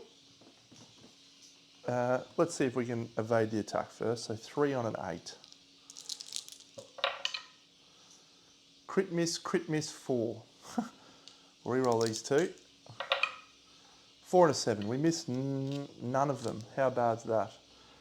Each hit deals 2 danger. So that is going to be 6 danger. And we're going to have an additional 1 danger from facing this guy. So that's 7 danger. 1, 2. 7 danger. So we go straight to 8 danger. That is a grave trauma. This is one of the things that may save us. Fate worse than death. Oh dear. Resolve the fate worse than death. I wonder if I use second chance for that.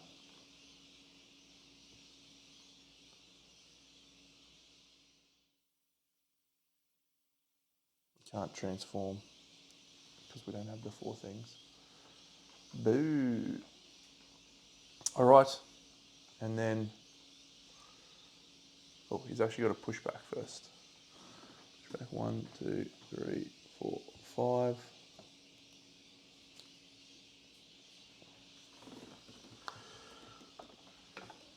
Places this behind him.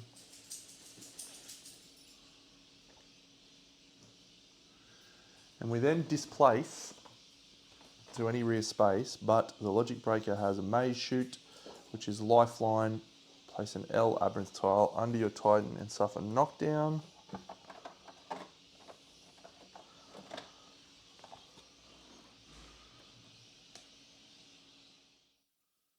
So we can place that however we want.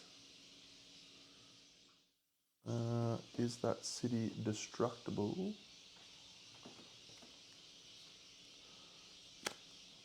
It is. So we will throw that down over this city.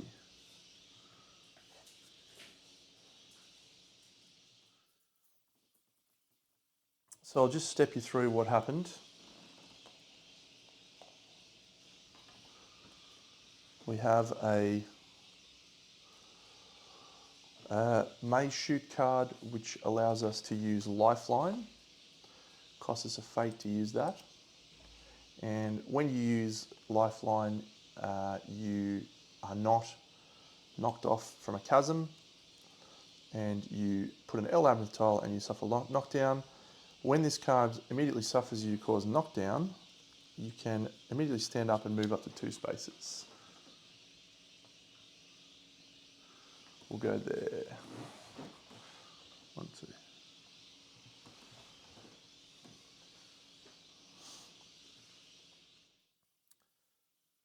It's possibly the only thing that's kept our logic breaker in the game, but let's try again.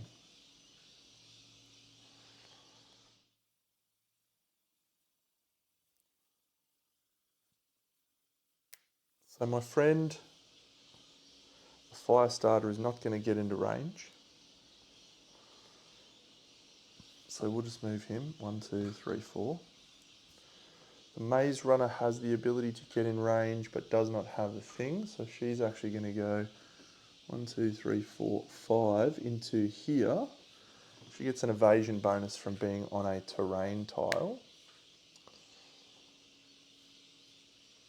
And she will sacrifice her action to unexhaust those. So it's just the Logic Breaker and Herodotus. Herodotus, we'll go the Logic Breaker first. We're going to try and, do we want to try and climb up?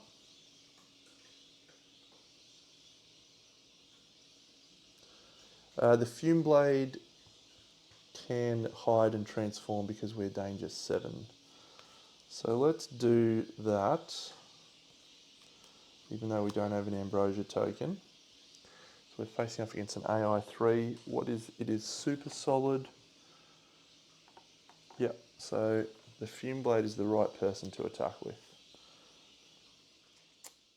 Not in the rear. I think we'll attempt to climb up because we have Bellerophonic with Cersei. We succeeded our climb. And we will now attempt to hit with the Fume Blade.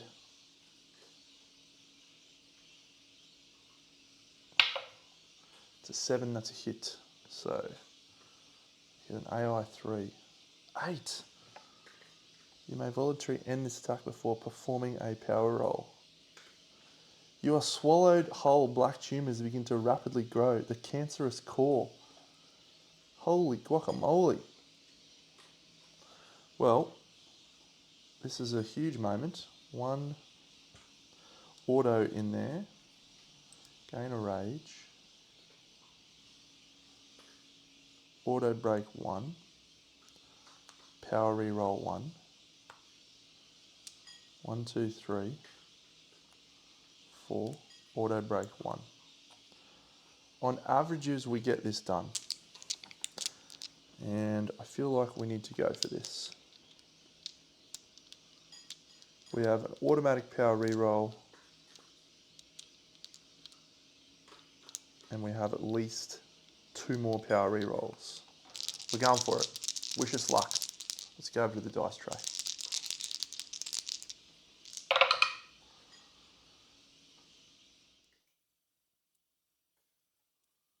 Just count this up. 1, 2, 3, 4, 5, 6, 7, 8, 9. 4 in the tray. We have a power reroll. We're going to roll that because we've got overbreak. No. So we miss out on overbreak, but we do not fail. So the cancerous core has been wounded, which we add a double wound and a single wound to the stack. 1, 2, 3, 4, 5, 6. That was good. We're going to remove this level 1 and put in a level 3 body part. No, we're going to keep that level 1.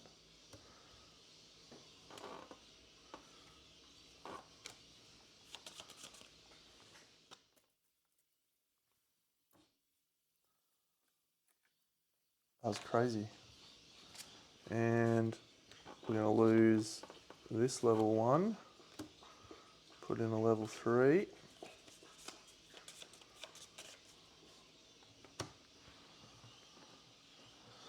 Okay. That location, which is on the bottom now, so I can check that without being a dodge, was corrosive, which means no penalties. Stone Relief Divine, Hephaestus, Cyclopean, Mythic, and Electrum. Stone, yes. Relief, yes. Stone, yes. Divine. So the only weapon that is not is the Fume Blade. Speaking of, we have 1, 2, 3 opening tokens in the pool from the sword itself, plus Elation, which we can't use, and Overbreak, which we can't use. Good work. We had a second wound to that. Okay. So it's now Herodotus, 1, 2, 3. He's going to attempt to climb up as well. He fails his climb check. He will attempt to swing with his axe. He rolls a 1 because it's masterwork. He can re-roll. He rolls a 5. There is enough opening tokens in the pool that the 5 is good. It's a shapeless mass. We have the option to be absorbed. We will not be absorbed. Rage 2. We have 2 auto breaks from the axe itself, and we have not much else. 1, 2, 3, and we have a power reroll that we'll need to use, I think. We will use our power reroll from our Titan mat as well as here. Just need to get 1 more. We get 1 more. Exhaust your active weapon.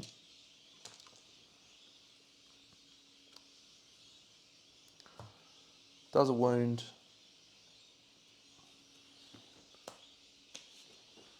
We add a 2 to this.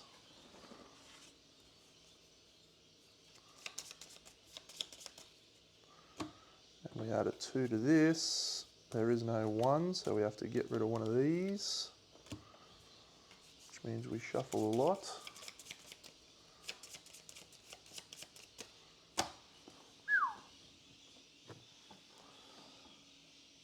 Build the pool, 1 opening, 1 opening.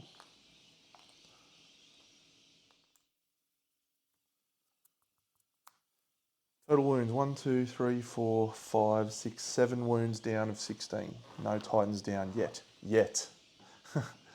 Yet, he says.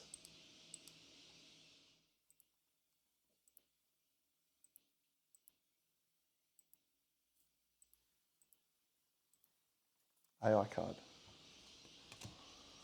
Shamble, closest Titan in front and in range. There isn't one. Closest Titan not in rear in range. We have Herodotus. He is also going to die here in a second from the gain. Pushback and attack. Let's have a look at why. Turns the face. He's going to get pushed back onto this chasm, which is going to kill him. We can't reduce the pushback any further. We actually will not reduce it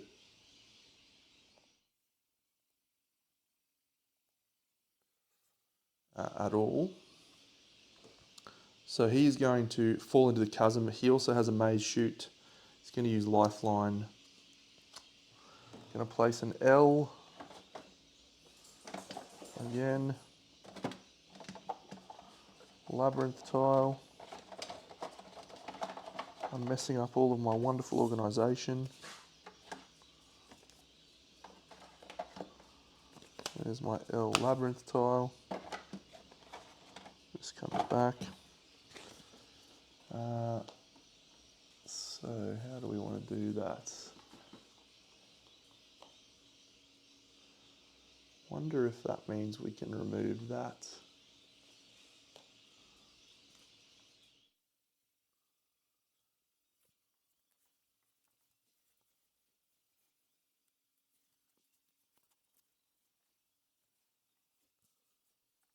I'm going to check the rules for placing terrain.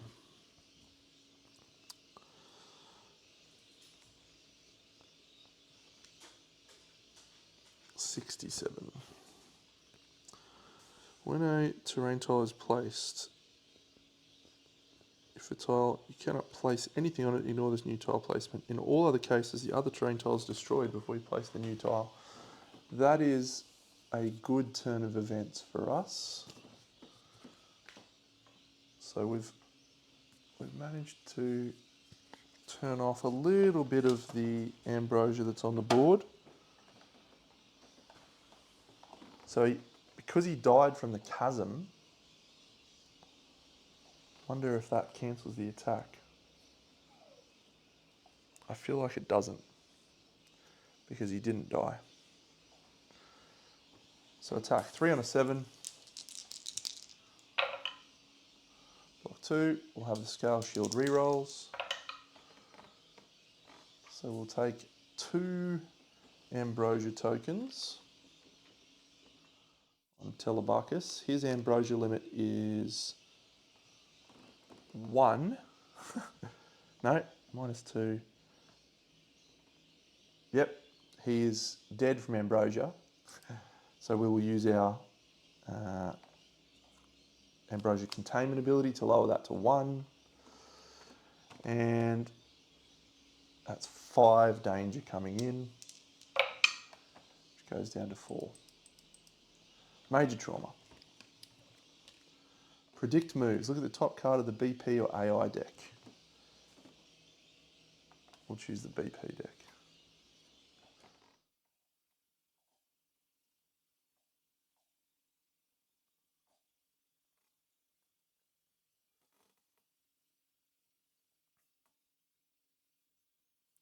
We'll put it on the bottom.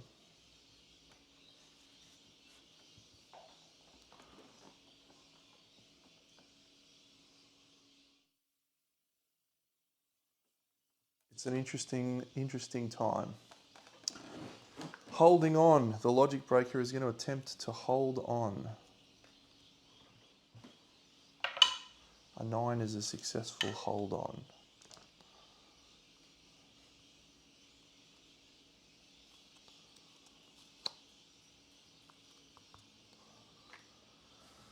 Who do we go first? Is it fireboat time? Could be. Could be fireboat time. No, let's wait till we've got some break tokens in the pool.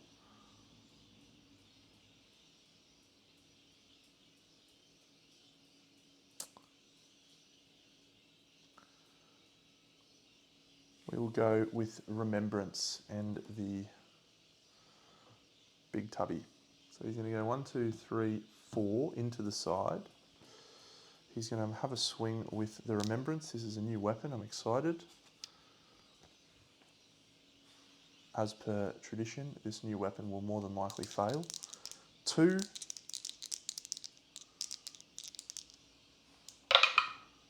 5 and a 5. 2 hits. That's good. Oh, and our weapon is a slab sword, and we are attacking a gelatinous. Yep, so that's a good option. So it's 2 blacks, 2 reds, a power reroll.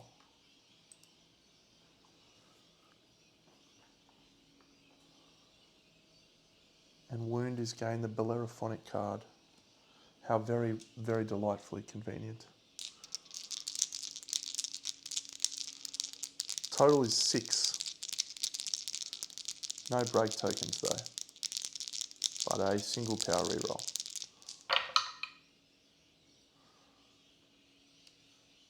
Free power reroll from that. Use a power reroll on that.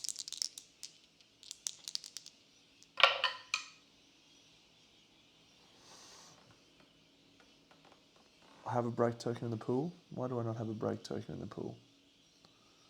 Do I have a way to get a break into the pool? I do. I'm going to take a little cheat, put a break token in the pool using my Argo ability. That gets a wound. It is cumbersome, which means it's exhausted. We gain the Bellerophonic condition card. 1, 2, 3, 4, 5, 6, 7, 8 wounds down. We add another AI 3.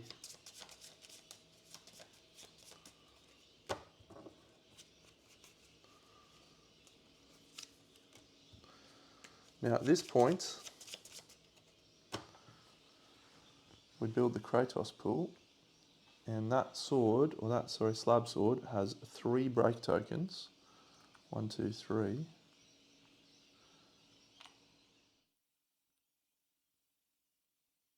We can daze so that the rear is turned to face us, which we will do.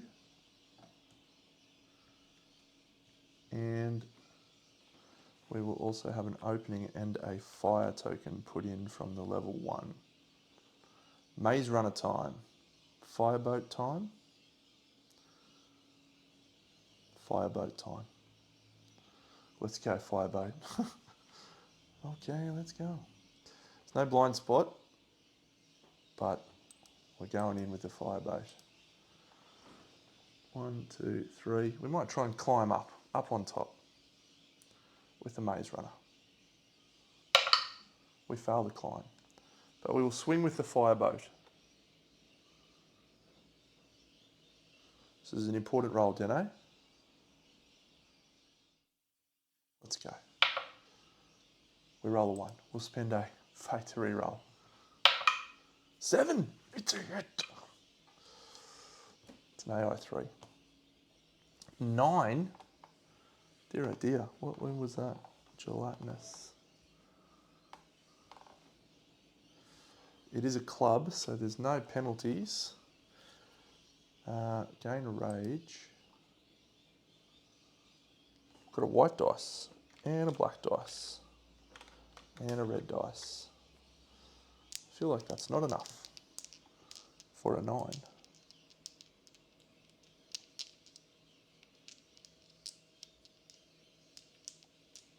Critical would have been nice. Alright, we're putting fire tokens in the thing anyway. We need to roll massive here.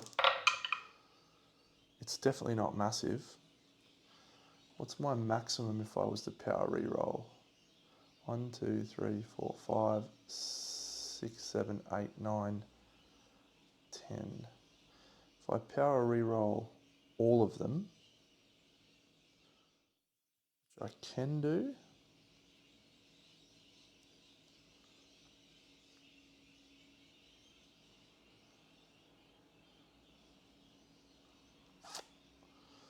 otherwise we just gain 3 fate. I mean,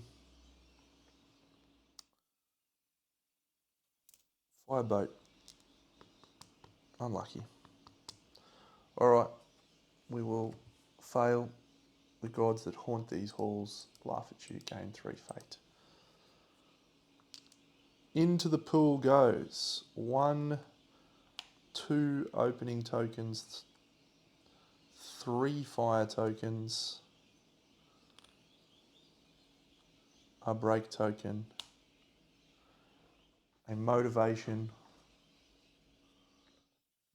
and a reposition. 1, 2. And the fireboat is destroyed for this turn. Last person to go is Herodotus. He's going to go 1, 2, 3, 4, 5 into the rear.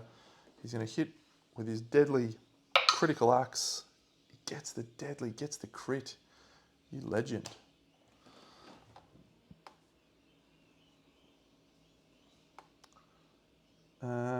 Each time the... Okay, this is pretty good actually. We'll just flip over to Telebarkus, gain a rage, make the attack. It's a gelatinous. Damn, we're a huge amount of roll here. We need 8. We have 2 power rerolls, which we can and will use. Oh my god, we've done it. 8 baby.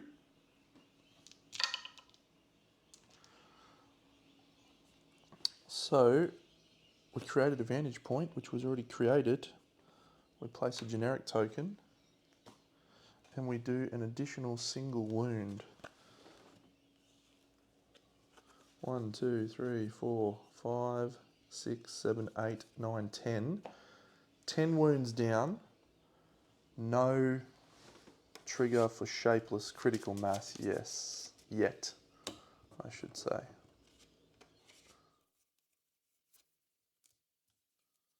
No Titan's dead yet either.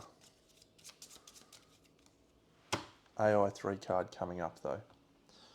Unfortunate.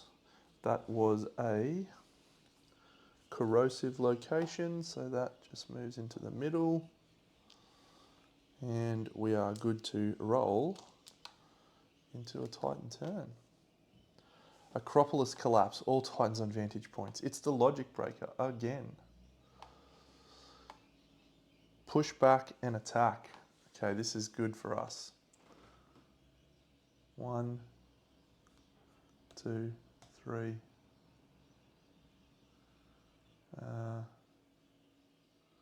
4, 5. Would place an ambrosia tile, but there is no ability to place an ambrosia tile there. And so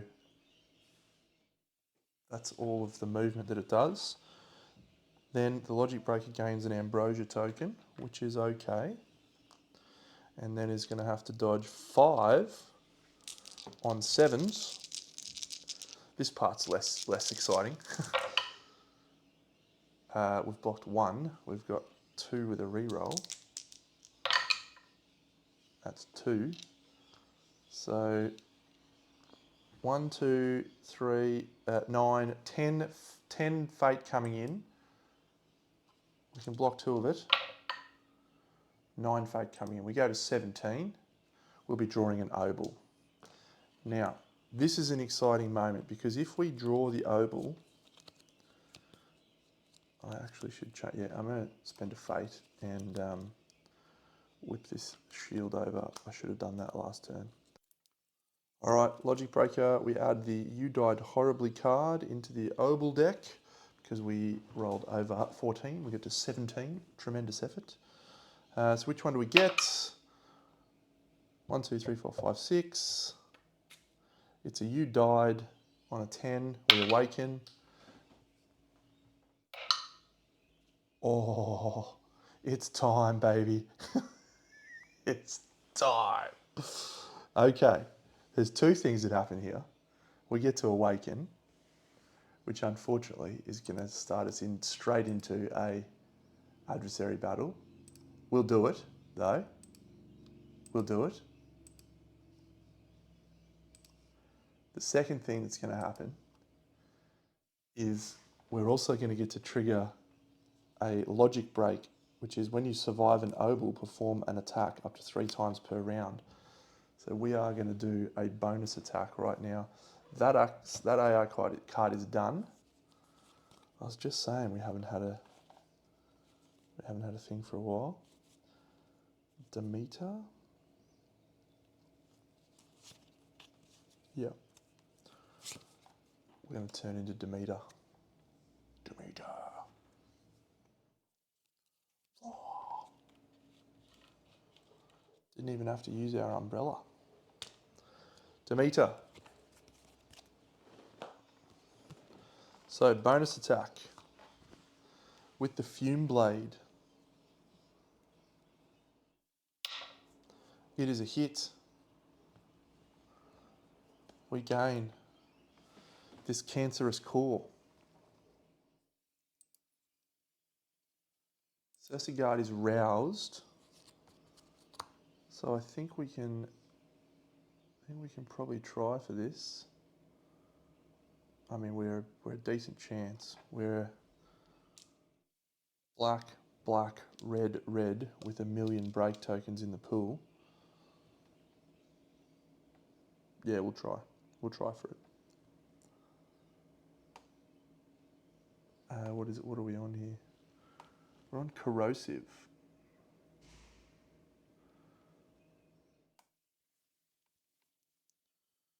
I'm going to exhaust it and gain danger equal to the Chimera level in a second.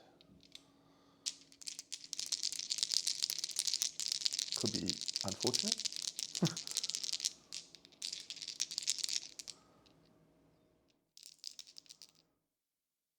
We did hit, yeah. 1, 2, 3, 4, 5, 6, 7, 8. We are short. We will re-roll with this. I'd be very unhappy if my logic breaker died. We get it done. Very, very, very unhappy. Corrosive. We gain a single wound in the wound stack. And we gain a double wound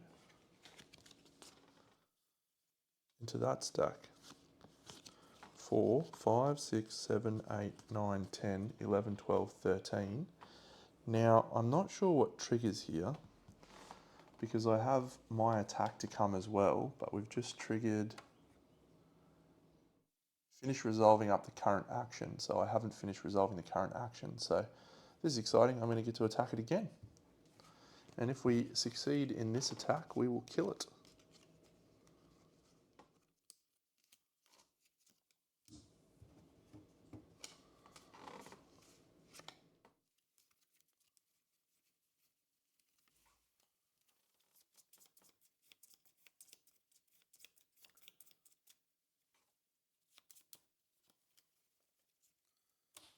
I won't worry about doing this because I think we're about to kill it. That location was, again, it was on the bottom, corrosive.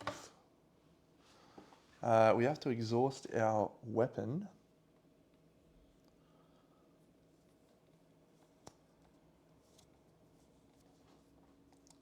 Wonder what the timing is.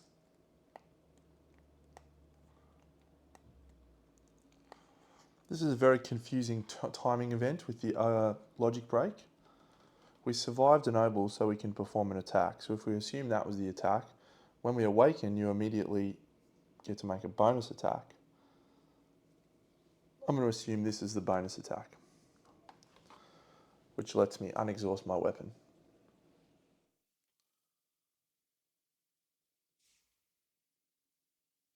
Done. It's a hit. It's macrophages.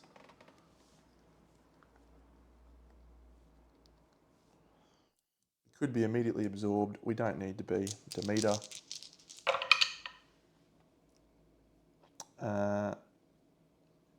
That's 6. We have 2 power rerolls easily available.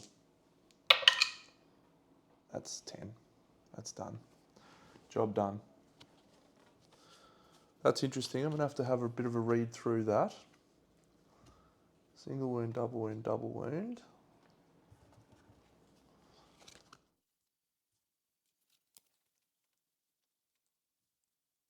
One, 2, 3, 6, 7, 8, 9, 10, 11, 12.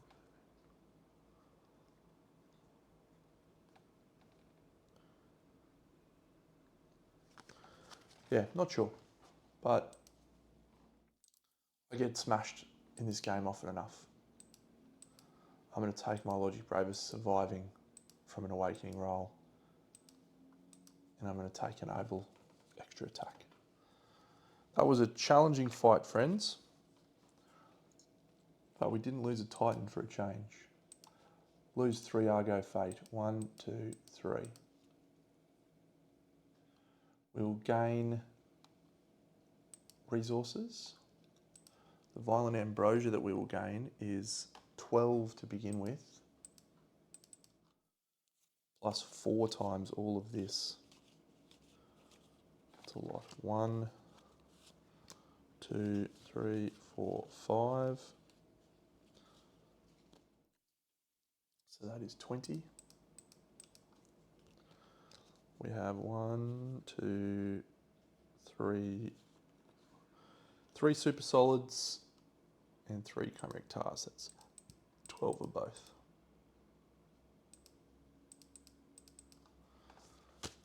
We didn't get any bonus wounds, we only did 4 in the secondary wound stack. Definitely nothing. We have a combat research that comes in the advancement phase. However, I think we actually have to fight the pursuer.